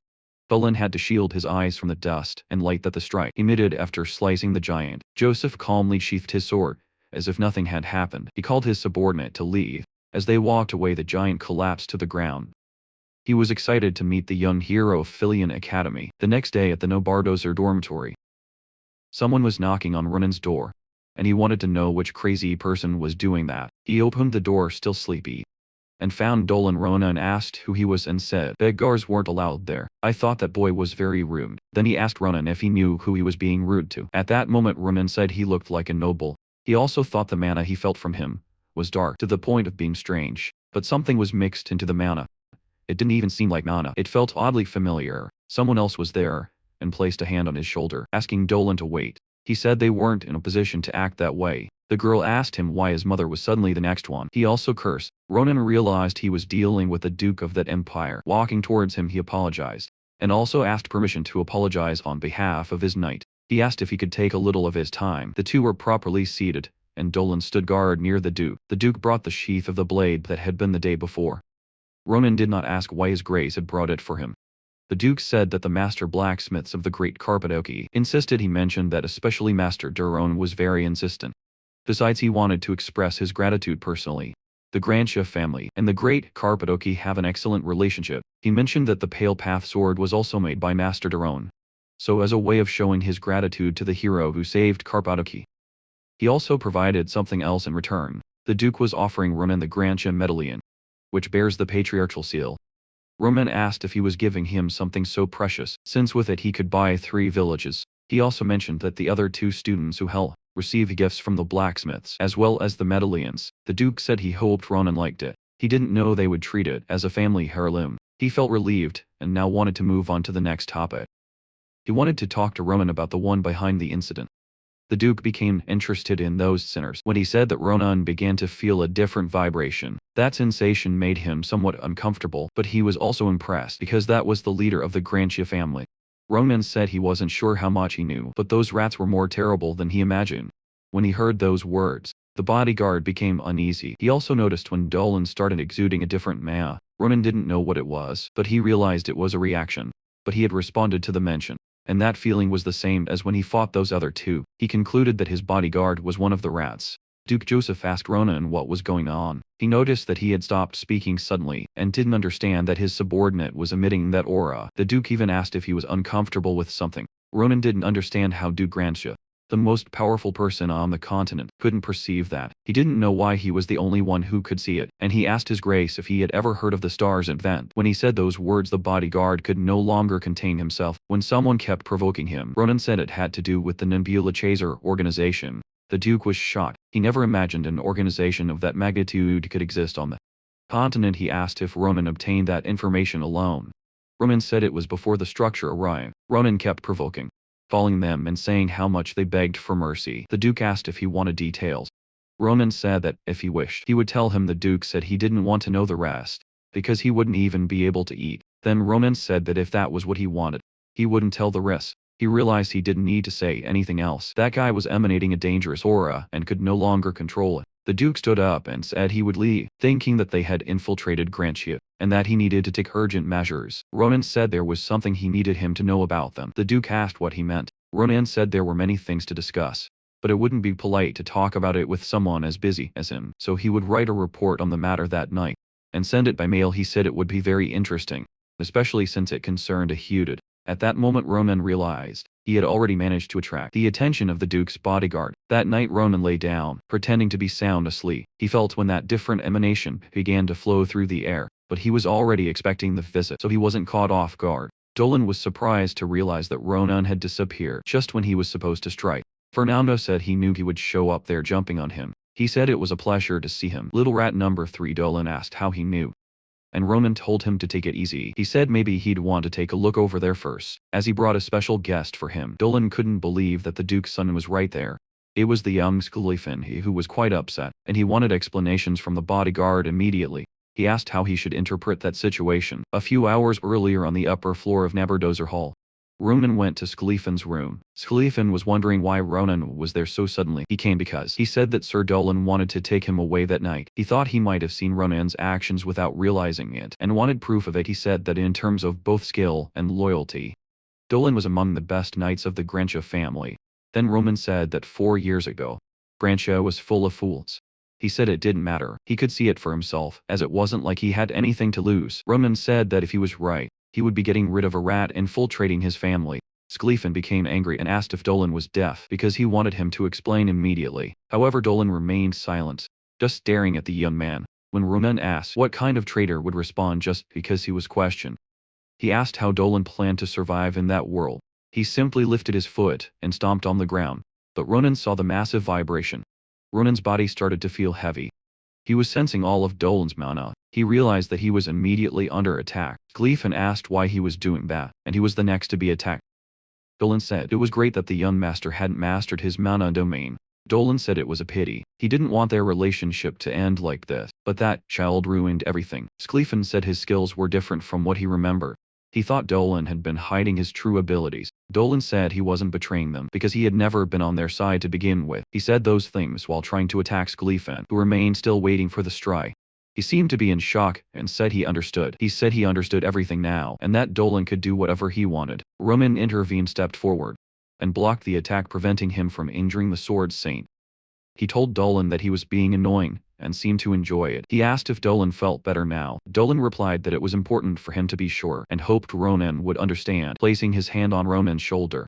Dolan said that for a while there would be a bloodbath in Grantia, and he began to resolve the situation himself. Dolan even thought that Roman was also hiding his true abilities. Schlieffen wasn't messing around, and launched an attack that sent Dolan flying. He knew there was no reason to hide his skills, which meant he had grown stronger in a short time. Dolan thought it was impossible. He knew Schlieffen was a genius, but the kind who, when he entered the scene, would ask if he was just bored, because he lost focus on the fight that way. He also started launching attacks at him. Dolan was so confident that he thought he could handle the two of them, so he went all out to strike. But even after landing a hit, Schlieffen managed to dodge. Ren was surprised that he had dodged in time.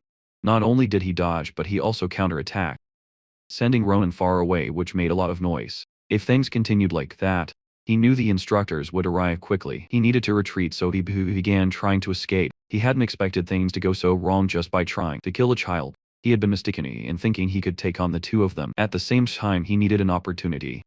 Leaping up to strike, Schlieffen told Dolan he was right. Unlike his father, Schlieffen wasn't as skilled yet, and couldn't use the Tempest's sword properly. However, he ran to that side, knowing that there was no one there who would be hurt if he used the technique, except for Dolan the traitor, who needed to die. Schlieffen used the Grantia family's secret technique, Tempest Sword. When Dolan saw it, he realized it was the end for him, and as the attack got closer and closer, he simply closed his eyes and said, "Dear Star," finishing the attack. Schlieffen sheathed his sword, and said that from that day on, no one in the family would remember that he ever existed. But it didn't matter, because he was never a true Grantia. Roman told Schlieffen that he handled it in a very flashy manner. He also noticed that Schlieffen was quite upset. Roman said he wasn't sure if he could take the bodyguard to laudanum. Schlieffen thought that theoretically he wouldn't die. He said that since Ronan would be there, everything would be fine. He needed to inform the family of what happened. Grantia needed to find all the traitors. He left the rest to Ronan and departed. Ronan shouted that Schlieffen had destroyed everything there, so why was he leaving it all to him? Nibiros arrived asking Ronan what had happened. He turned around and saw them, the academy's headmaster and instructor Nibiros. Ronan's attention was distracted by Nibiros' pajamas. He commented that he liked her pajamas.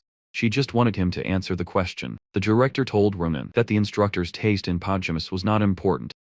He was relieved to know that Ronan was okay, but he wanted an explanation. Ronan was about to explain, but first wanted the director to listen to him. Ronan said loudly, "Dan, I hate you." Those words didn't seem to make sense to them. The director even repeated that word without understanding it. In the office, the director was updated on the espionage problem in the Grantia family. He said that thanks to Ronan, they managed to prevent something worse from happening. Ronan asked to keep it a secret that he could see that special mana. He was afraid that the people around him would be in danger. The director said that the incident would be investigated soon. He said the Empire was constantly in debt to him. He would reward him, and wanted to know if there was something he wished for. Ronan said he had something he wanted, and needed approval for it to happen. The next day in Filian's Great Hall, Ronan was attracting attention. There were several people listening to him talk about something he had created. He said it was called the Special Adventures Club. He wanted to explain about his club, a club formed with external activities focused on real battles. The director's approval. It was the only club that could go outside.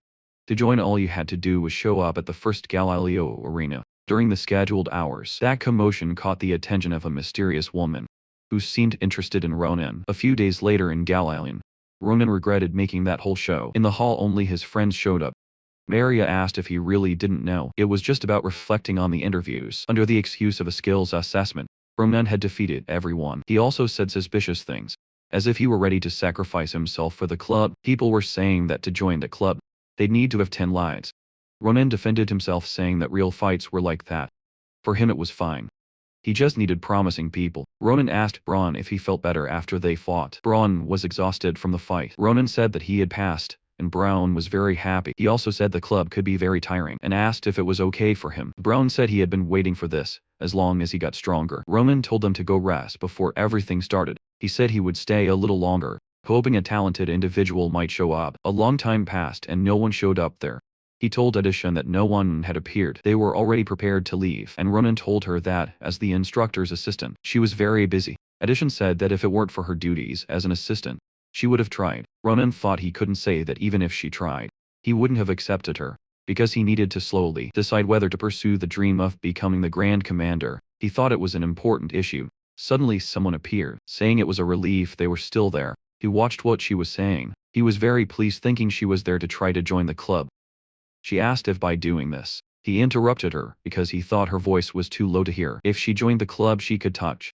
Looking at Ronan, she took off her hood and asked him to touch her. Ronan was very surprised by her request, and asked what kind of person she was to want him to touch her. She explained that it wasn't him, but the creature on his shoulder. Ronan asked if she was referring to Sitha, and said she should have said that from the start. He said that the little one was always with him, so if she joined the club, she could definitely touch her. Ronan looked at her and thought she was a very strange girl. He also found it hard to believe he hadn't felt her presence, even though she was so close. He knew she wasn't an ordinary student. He could feel that she was incredibly strong. She showed interest and asked what she needed to do for the interview. She said she was a high-level beginner mage, and her name was Ophelia Denied. She said she would start, then began preparing her powers, and Roman could see all that mana glow. Roman and Edishun were impressed by her. She began using dark attribute magic. Edishun couldn't believe she could control dark magic so perfectly. Roman noticed that there was something even more surprising. It wasn't very clear, but he could see the red blood energy she was exuding.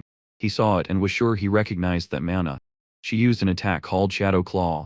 It was an extremely strong attack. She not only hit the dummy but split it in half. Her power was explosive so much so that it impressed Ronan and made it difficult for Edishun to clearly see the attack. Ronan said there was no need for a duel. He had already passed. He was going to ask her a question, but he was interrupted when she used her mental power. She started talking to him through telepathy magic and asked him to keep it to himself for the time being. She asked them to go somewhere else because she had something she needed to ask him. The two of them were alone, and she was analyzing Sita, seeming to understand something. Ophelia asked if he was a dream bird. He found it interesting, a bird born from the mana contained in that area.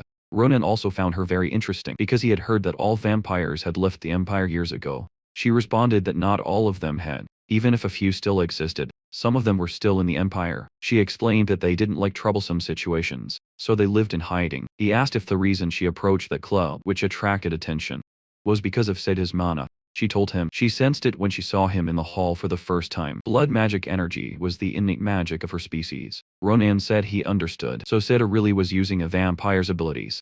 Ophelia Dene was surprised to hear that Sita had absorbed blood as soon as she was born. Roman noticed her surprise and asked what was going on. She asked how long ago Sita had been born. Ronan said it should be about 2 months. She was so young and already had such strong blood mana within her. Ophelia Denight looked at Sita and said that wasn't true, so it might be possible she wanted to ask something of the two of them, but she thought it was a bit too early to start making requests.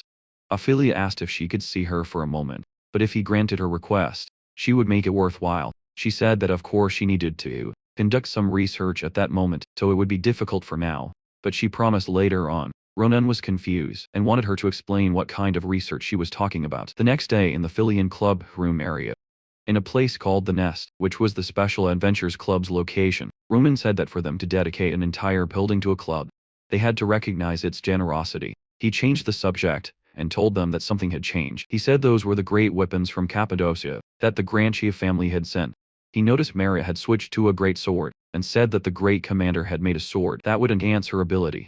Asel mentioned that he received a magical bracelet, made near the magical city of Delphium. He commented that his magical control had greatly improved, and he thought his power and speed had doubled. Maria wanted to know why he had called everyone to come their arm. Ronan explained that it would be a very important conversation. He told them they were probably curious about why he created a club like this. He said they only had one goal, to improve their latent individual skills as quickly as possible. Through real experiences he thought he needed to prepare for that day. On the map he showed that the first place they would go was one of the mountain ranges that had yet to be discovered by the Empire, the Vadian Mountains. Braun got excited, but Asel and Maria, who knew Ronan well, were terrified. He warned that the place was very unusual, so it would be a good experience. He also said there were some things he needed to take care of there, but that wasn't important at the moment. First, there was a problem between the two of them that needed to be resolved. Maria asked what the problem was. Then he said it didn't matter. They would leave right then. He said they were going to fight in the hallway.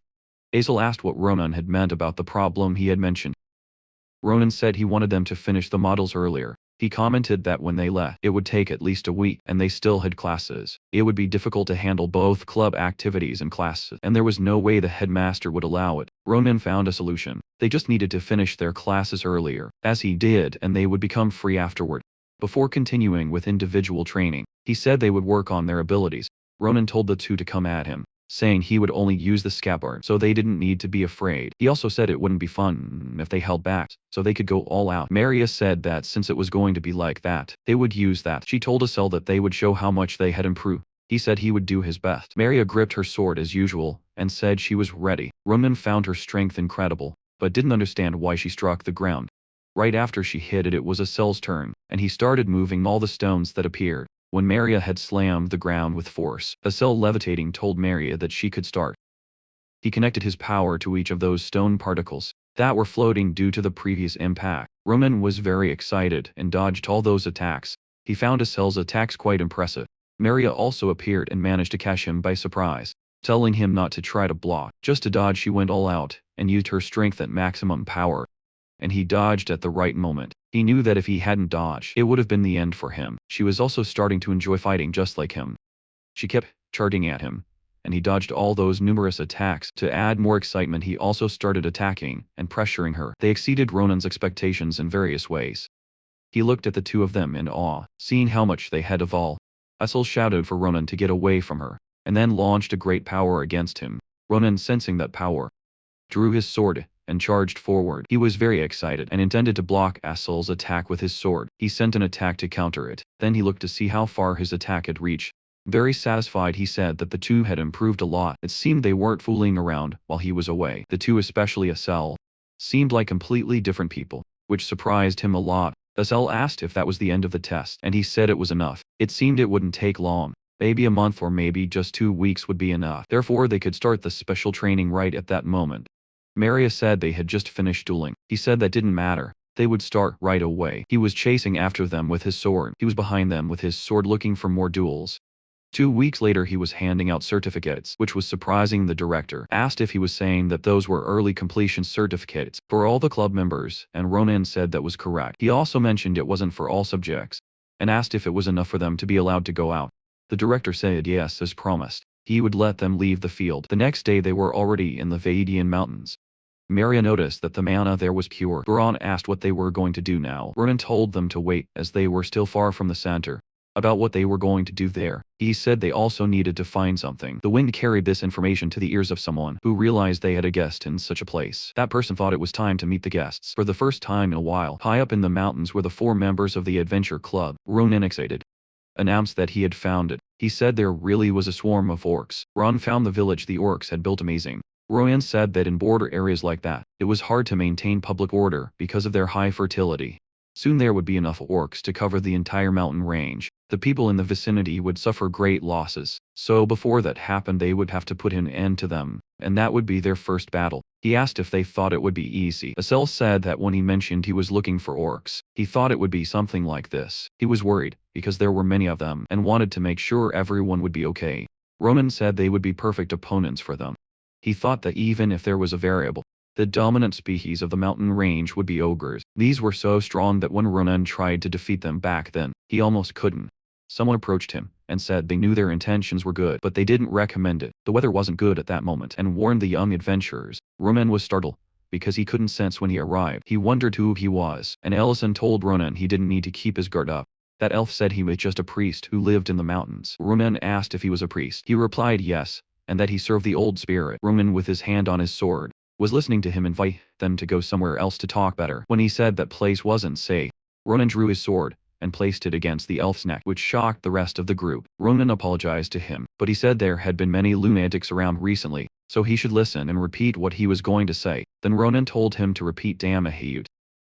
Even with the sword at his neck, that priest was reluctant to say it. Later he was completely embarrassed to have said those things. He thought it was the most embarrassing moment in the last 200 years. Ronan asked how old he was, and if he was really that old. The elf said it should be in the thousands, which left everyone very surprised. Ronan thought that meant he had been there, even before the empire was founded. He asked about what the elf was saying earlier, regarding the weather not being good. The elf mentioned that the monster's behavior had been strange. Recently he explained that the orcs, which were not nocturnal, had been roaming the mountains every night, and ogres, which usually stayed within their territories, were seen at the entrance of the mountain range. Since they hadn't found the cause yet, it was better to be cautious. He told them to relax a bit due to the forest's location. He simply touched what seemed to be a bubble of air, and suddenly the temple appeared. Prawn said that for a temple like that to appear out of nowhere, it must have been a magical barrier. Asel asked if Ronan knew there was a temple. He asked if Asel hadn't seen the surprised look on his face. The elf invited them to enter, and Ronan thought that he wasn't just any ordinary elf. Ronan wanted to know if that strange stone was the Lord Senial, whom he served. He replied that it was a stone with significance, but the story would be boring for them. He told them to pack their things and rest for now. As there were many and key rooms in the temple, Maria said it was a good time for him to ask about what he was looking for. The elf asked if he was searching for those monstrosities because of the curse affecting him. He thought it was because of the strange and dangerous reverberations within Ronan. The elf asked Ronan if he could take a little more of his time. He wanted to talk to him alone, so the two went to have some tea. The elf mentioned that he had a premonition the first time he saw him. He questioned whether Ronan was really just an ordinary student. He realized he had been caught up in Ronan's flow, and was only noticing it now. Holding his sword, he wondered if he was being too sensitive. He was questioning if that guy truly had no connection with the others, but he also thought he didn't see that unusual mana in him, and even when he mentioned the Yahello, Ronan showed no reaction at all. A cup of tea was offered to him. The elf said he was thinking about many things looking at the tea. Ronan thought that the elf had done something to it, but he gradually began to be carried away by the aroma that the tea. He admitted he thought he had never smelled anything like that before. He quickly began to see the aura, all colorful. It was the pure flow of mana. The elf asked Ronan how the tea smelled, and also if he liked it. Ronan said it felt as if his eyes had been replaced. He asked how that was possible, and the elf answered that it was a tea made from an herb that rarely grew in that mountain range. He said the effects were strong, but perhaps due to his energy being blocked by the curse, he could experience drastic results. He said he would give him some ingredients. He also asked him to stop using the cursed eyes to remove the curse. Even though those things got rid of curses, they also drained one's strength and life energy. He said using it once shouldn't cause much harm, but if he tried to use it excessively, it would put his life at risk. He asked if Ronan had been using it, knowing that Ronan replied that he didn't know about that. He just wanted to resolve the curse problem as soon as possible. The elf said that the more haste he had, the greater the need to take steps back if something went wrong. He warned Ronan that an irreversible outcome could happen. That's when he remembered Professor's secret, saying that the curse was difficult to remove, and that many preparations would be needed, even knowing that there were people willing to help him. After encountering that entity, he started feeling the need to rush. He also thought he should be careful. If his life ended, it would be over before he could even capture that giant. He looked at that elven priest and wondered who he really was. He didn't think he had met him in his past life, but he seemed really familiar. Ronan really thought he felt the urge to hurry, because of the religious fanatics around. The elf wanted to know more about those religious fanatics. Ronan said they were waiting for the advent of the stars. They were very dark and eccentric people. The elf thought that the fanatics who followed the stars had started to move. Once again, when night fell, he was in front of his stone, thinking that the religious fanatics Ronan mentioned were really those people. They were planning something malevolent, and soon they would take innocent lives with a terrible calamity. He would once again be forced to watch. Otherwise, that child was his answer to him. He was speaking to the stone when Ronan appeared. Ronan asked if he was still awake. Soren asked Ronan why he was awake at that hour, and if his bed wasn't comfortable. Ronan said that looking at that stone once again, it was fascinating how a stone like that could represent a god. Durante said that every 1,000 years, their order moved 1,000 stones to the most remote areas of the empire, from the Kunja sanctuary, in a place where it always rains.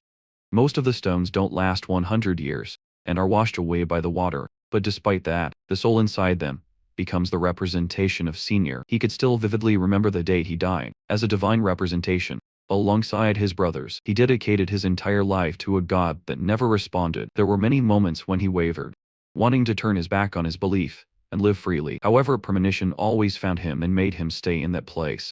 The willow of Senior. One day it would become the first step to save the world. That was the kind of intuition he had. He said that for him, that was faith, and that he couldn't convey that to anyone. He placed a hand on Ronan's shoulder and told him that he believed the moment was near. The next day everyone was enjoying the incredible effects of that tea, and with the energy of the mana veins, their sensitivity improved greatly. Meanwhile, Ronan went to help collect roots. While traveling through the mountains with Sarants, Ronan thought that to be so kind to them. Even though it was the first time they met, it felt as if he had true sincerity in his heart. That elf became even stranger the more Ronan observed him. The 2 peaceful days passed without much concern, but as always, tragedy hides within celebrations, to bring a pain that cannot be forgotten by all. Ronan was leaning on his sword, and Sarant was leaning against a stone, and now it was too late to turn back. On the day of the orc village invasion, they said their goodbyes, and Sarant, worried, asked if everything would really be okay. They still hadn't found the cause of the monster's abnormal actions, and suggested they prepare a bit more. Ronan said it would be fine, because he mentioned that only their actions were strange, but they hadn't become stronger, and that they had those people who were enough to deal with them, so there was no need to worry. He also said that besides, the field trip was coming to an end, so they needed to return to the academy soon. Siren asked if they would allow him to give them a magic that would let them return to the barrier. With that they would be able to visit the temple freely. Siren told them that if they felt they were in danger, not to hesitate to return immediately. He also asked them not to let their guard down, even if they were very strong, because that forest was also deep and dark. Several monsters were lying on the path, and a person passed by, leaving only traces of them. Wherever they went, this person said they would make things more dramatic. It was an elf who thought it would be so difficult to find him. She thought she couldn't get him out of there with the beasts so easily. From that moment on she would find him personally. That elf who was looking for Sorant was fighting several monsters to reach him. They were up high watching the orc village, and noticed that the orcs were wearing clothes that humans usually wore and jewelry that didn't match them. They thought they had raided a nearby village. Ronan asked if everyone was ready. They were going to attack to exterminate all of them. An orc complimented another, saying that the necklace was very beautiful, and he said it belonged to a child from the village. That little brat kept crying until the end, and said that his voice was loud and it was quite difficult.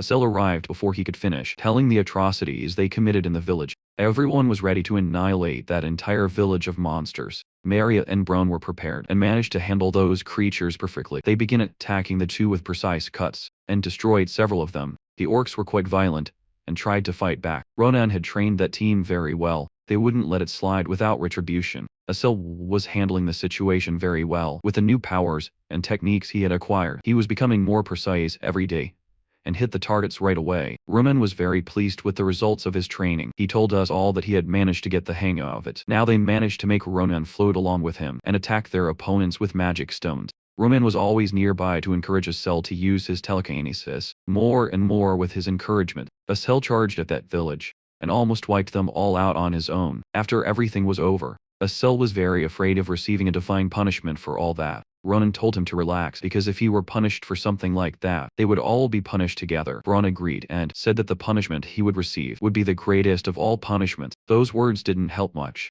so Maria frowned at him. Ronan was thinking about some things when he was interrupted by Setha. She tapped his face with her paw to get his attention and pointed. As if sensing something, they went in the direction Setha pointed, and Ronan and Asel found a person tied up. From a distance they realized it was an elf, and thought they had left her there as emergency food. They ran over to save her, asking Setha to use her healing magic. She seemed to be waking up, and Ronan asked if she could speak. She had a frightened expression, and Ronan noticed unstable Manhwa. He found it strange because Setha had already healed her, and he thought maybe the healing hadn't worked, but he didn't know why. She told him that the mana around him was different and asked if he was one of their team. Then she started panicking, begging them to take her there. She began to cry and said they were on their way. If they stayed there any longer, Sarant's life could be in danger. Suddenly she appeared to faint.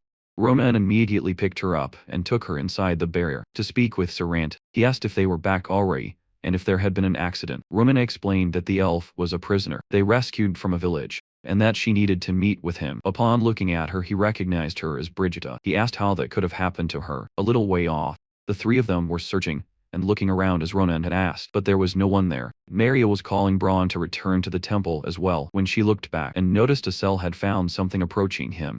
She asked if he had found something there. Asel replied that there was something strange about those orcs. He noted that they looked different. Maria asked if he didn't know what it was either. He said yes, and that he had never seen anything like it before. It seemed they had been hiding with double-layered magic until now. Braun asked Asel what those magic circles did. The elf received treatment and Sarant was taking care of her. Along with Ronan, Sarant said he had finished the first aid, and that she should relax for now. Ronan asked why even healing magic hadn't worked, and if she had been affected by some kind of poison. Sarant said he was indebted to Ronan, that if it weren't for him, he would have lost his precious sister. He said she was one of the few remaining followers of Siniel in the world. One day she had a deep faith. Looking at her he said that she was his dependable sister. Sarant asked him what he should do to repay the debt. Since Ronan saved someone so important to him, Ronan was confused about what she was saying. While trembling and warning them about them, she said her life was in danger. Sarant went in front of the stone again and was speaking with Ronan. He said honestly even he wasn't sure.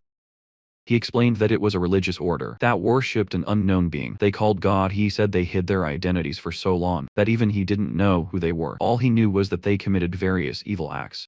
They called themselves a religious order. Upon hearing that, Roman widened his eyes. Sarant said they were called Nabila Chaser. Roman asked if those people were after him. Sarant was surprised to learn that Ronan knew of them.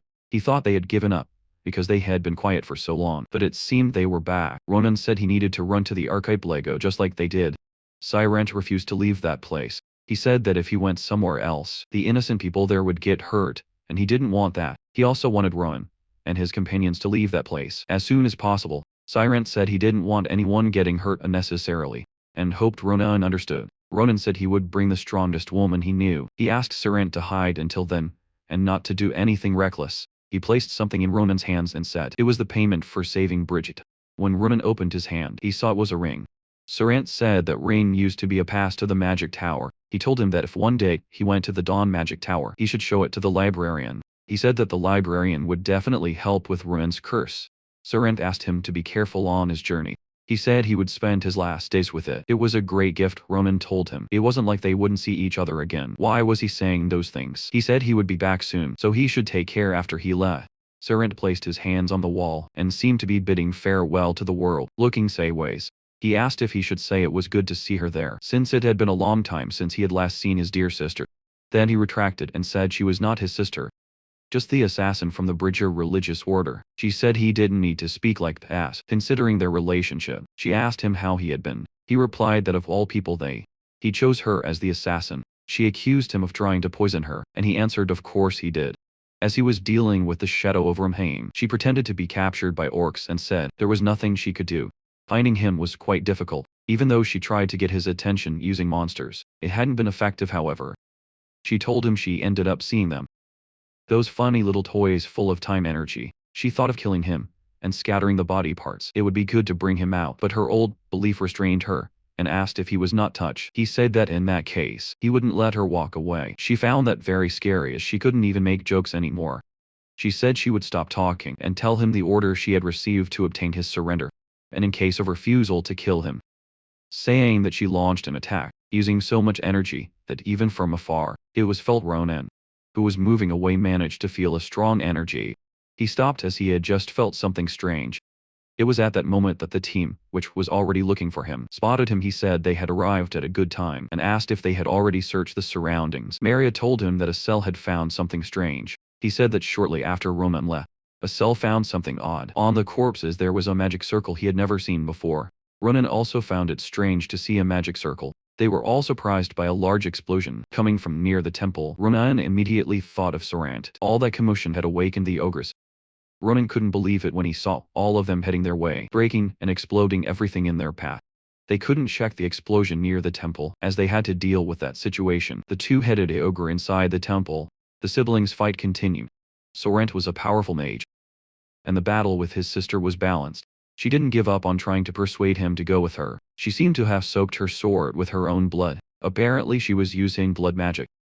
She launched her attack, which was blocked by her brother. Sirent managed to block that strike. Bridget was really strong and very determined. Both were prepared to block the next strike.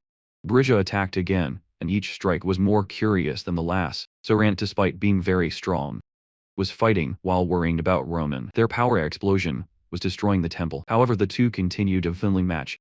Bridget said her brother was indeed very strong for an old man. She thought it was a waste to have to kill him and asked why they couldn't go together. She told him that if he went, he could definitely get an executive position like her. Sirent told his sister that she had rested a lot and thought that Ramheim's shadow was slow. Bridget said he was just bored. She told him that he was so busy trying to buy time for those kids to escape that he wasn't paying attention to her. He got upset when he realized that she had noticed his plan. From the start, she said he did all that so that child wouldn't be dragged into the battle, so he could leave with a clear conscience. That made her a bit curious, because he no longer had interest in the world he had been protecting for so long. Sirent said they were just guests. They coincidentally met, and asked her not to think of laying a finger on them. If she crossed that line, it would be difficult for him to let her go in peace. Smiling, she said there was nothing she could do, because she had already done it, saying that he sensed a very strong energy coming from where they were.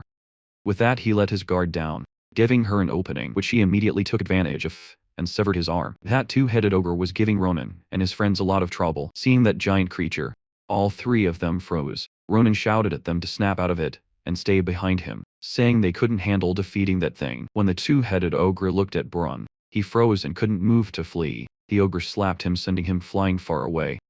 It hurled him against a rock, leaving him gravely injured. Now he was aiming for the other two. They thought they should run away, but they couldn't this time. When the ogre attacked, Ronan moved very quickly and intercepted the attack so they wouldn't get hurt. Maria and Estelle just watched as Ronan defended them. They realized that Ronan wasn't afraid. Not even of that huge beast. When he called the two, he asked them to take the bandage and go take care of Braun. He spoke with great anger and determination, saying that guy was his. Ronan shouted at them to go quickly, and threw the bandage to help with the first aid, while the two ran away to provide aid to Braun. Something in the eyes of that two-headed ogre caught Ronan's attention. It was the magical circle in its eyes. It was the same one he had seen in the giant before. It was the symbol of the Nebula Chaser organization. He was very angry, and rushed to fight that two-headed ogre. He charged at the ogre with increasingly aggressive strikes. He noticed that its resistance was quite high. The ogre also attacked and sometimes hit Ronan. He blocked the attacks and came back at it with full force again. That brutal strength was the same as before. The ogre was throwing tree trunks and even orcs to attack Ronan. Normally Ronan would be excited to continue a fight that he hadn't been able to finish, but the ogre had done something. It shouldn't have hurt one of Ronan's comrades. At that moment Seda and the two were providing aid to Braun. Ronan faced the ogre and said that bastard was already dead. For a moment he seemed to be preparing. He jumped high with multiple attacks, gaining enough height to deliver a fatal blow to the ogre. The ogre wasn't making things easy. The reason Ronan hadn't been able to defeat it in his past life was that he didn't have a way to pierce its skin and cause a fatal injury. He was about to deliver several cuts to that ogre. Now things had changed. He had a sword, and the techniques he learned from his instructor. He positioned himself for the fourth form of the Nabarro style, and used the spinning sword. With that he managed to cut the ogre. As he was landing, and his feet touched the ground, he told the ogre to give up, because it was already dead. Upon hearing the body of that immense ogre fall to the ground, he thought he had a long way to go. It took too long to defeat a simple ogre. He quickly headed to where Estelle, Maria and Braun were. He was worried, but they said Sita had finished the emergency treatment. Even so, Braun would still need a doctor. He would be fine for now. Ronan asked them to go ahead. He would go to Sarant. When he arrived at the temple, he was horrified to see that everything was ruined. He didn't know what had happened. It hadn't been long since he left. He noticed someone approaching and called out Sarant's name. Sarant was happy because he realized Ronan was safe. Struggling to stand, he apologized for not coming immediately. Ronan helped him steady himself, and asked what had happened, and who had done that. Sarant said he was fine, but needed to put an end to this today, but they could return him at any moment. So before he could finish what he was saying, he was mortally struck. Ronan witnessed his friend being annihilated in front of him. Even so, he still called out for Sarant. Sarant was down, but still alive. Ronan wanted to help somehow. His condition was very critical. Something was coming their way. A woman was upset with her brother for almost killing her. She asked if he was okay doing these things to an old comrade. She was upset because he had used a very dangerous skill. Right after she divorced his arm, he launched that attack. She was deeply upset that he had really tried to kill her. It didn't happen only because she had the blessing of the stars anyway. She didn't plan to fight him again, but she found interesting that he managed to defeat the two-headed ogre. He asked who she was. She realized he hadn't seen her in that form.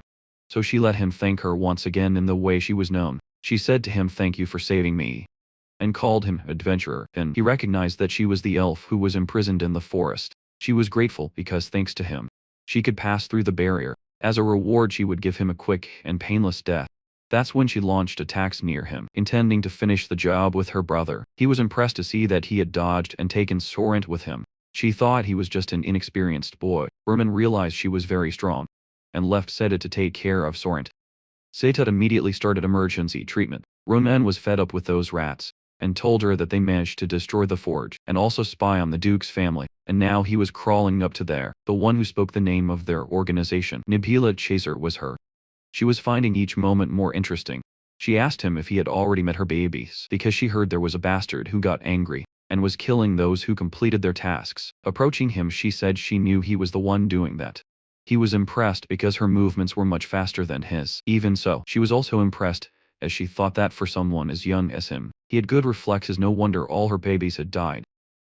She continued attacking, and he kept dodging, which piqued her curiosity even more. The more he evaded, the more she wanted to know what he was hiding. When he blocked one of her attacks, he realized she was very strong, and was predicting his every move. He thought he needed to end that quickly, while she was still off guard. Moving into attack, he noticed that she was expecting exactly that. Blocking the strike, she told him that she really liked him, and that it would be a waste to kill him. Asking why he didn't join their order, she said he could be well treated, and would certainly like it. She told him that he really had no choice. She began launching attacks at his brother. She told him that if he refused, she would kill Sorrent first. That she would do it slowly and painfully. When she was launching attacks at Sorrent, Sato would dodge, thus interrupting the treatment. Durant told him not to worry and to run away, that he would be fine. She was waiting for his response, and said the fate of that elf was in his hands. Roman said that the only decision he would make was to turn her into pieces. Attacking her, he called her a damn traitor. She said he couldn't keep acting like that, that if that was the case, she would want him even more. A more intense battle began. He was able to fight her on equal footing up to that point. From his vantage point, Sorrent watched the intense battle unfold. Wincing in pain, he tried calling out to Roman, but Roman was fully engaged, too occupied with defending himself and striking back at the traitor before him. Bridget, on the other hand, was practically elated. It had been ages since she had encountered such a worthy opponent. With unshakable resolve, he lunged at her, but she effortlessly caught his arm mid-swing, halting his sword in place. Smiling, she remarked how it would be a terrible waste to kill someone like him. Be a good boy, she told him calmly. Don't move, or I'll end you. With a powerful strike, she hurled him to the ground. The impact was fierce though. Roman remained conscious long enough to see her attempt to stab him, wearing a disturbingly cheerful expression. She told him that the next time he opened his eyes, Starlight would be there to welcome him. Bleeding and sprawled across the ground, Roman was on the verge of being finished. That's when the thought hit him. He had to move in that moment. A mana shield flared to life, intercepting her attack just in time. Her face twisted in frustration. Again she hissed her brother had interfered. Once more Sorrent stood firm, telling Bridget that he had already warned her to stay away from Ronan. If you lay a finger on him, he warned, I won't forgive you. Turning to Ronan, he added, in your condition it's too dangerous to keep fighting. You've done enough, you bought me the time I needed. And then Ronan saw it all. The mana Sorrent had gathered. Sorrent, now fully prepared, pushed Ronan away with magic. Bridget narrowed her eyes. Did you really think I'd just sit and wait? She prepared to attack again, but as she glanced around, her expression changed. She had walked straight into a trap. Magical containment seals glowed all around them. How, she demanded, furious. You're badly wounded. How did you do this? Sorrent looked at her and said calmly, because this is where everything ends. Summoning a massive wave of mana, he prepared his final attack. A farewell to the sister he once knew. Bridget was struck by the full force of it. Ronan watched in awe, amazed by the sheer power of both combatants. But a knot of worry formed inside him. If Sorrent kept burning through that much mana, things might end badly. With a wary but determined smile, Sorrent said that he was ready to give everything, his mana, his vitality, just to bring this to a close. Bridget screamed at him, demanding how he could cast such a powerful spell while still clinging to belief in a stupid ghost. Her rage boiled over, and her mana surged to terrifying levels. We are chosen disciples of the star, she roared. As long as its blessing shined upon us, no one can defeat us. In her eyes, it was no longer worth trying to reason with him. I'll just kill you, she declared coldly. Suddenly Sitha stepped forward, shielding Sorrent. Sorrent believed this was the end for him. He reached out to Roman telepathically. I need to be quick, he said. There's no time. He explained that Bridget had the ability to alter attacks using a skill called Star's Blessing. At that point Bridget's movements were visibly slowed by a deep wound. She pleaded with Sorrent, telling him to run so that one day she could return. This wasn't how it was supposed to go, she said, almost broken. Roman asked him why he was saying goodbye. Jia was still trying to kill Sorrent when she appeared again. She admitted that even if she'd once considered backing down, it was far from over. There's something you never understood, she told him, and despite everything, they've never once run from a fight. She begged him just this once to believe her. Then when she saw the magic pillar, Bridget's fury reignited. You should have known your place, she spat. With that, she unleashed a storm of lightning. Roman deftly dodged the strikes, seizing the moment Sorrent attacked. But Bridget scoffed at her brother. You think that would stop me? Raising her sword, she invoked the star's blessing and moved in to finish things. But that was the moment Roman was waiting for. He rushed forward. She had dropped her guard. You'll never touch me, she sneered. Just before realizing something was terribly wrong, her sword was gone, so was her arm, and more perfectly placed strikes followed. That's what I wanted you to think, Ronan said. She stared at him, stunned. How did you bypass the star's blessing? Ronan smirked. Who knows, curious. Bridget shook her head in disbelief. It shouldn't have been possible. But before she could react further, Ronan finished his assault, and as she collapsed he whispered coldly, if you really want to know, go ask your precious star. Because I just cut you down.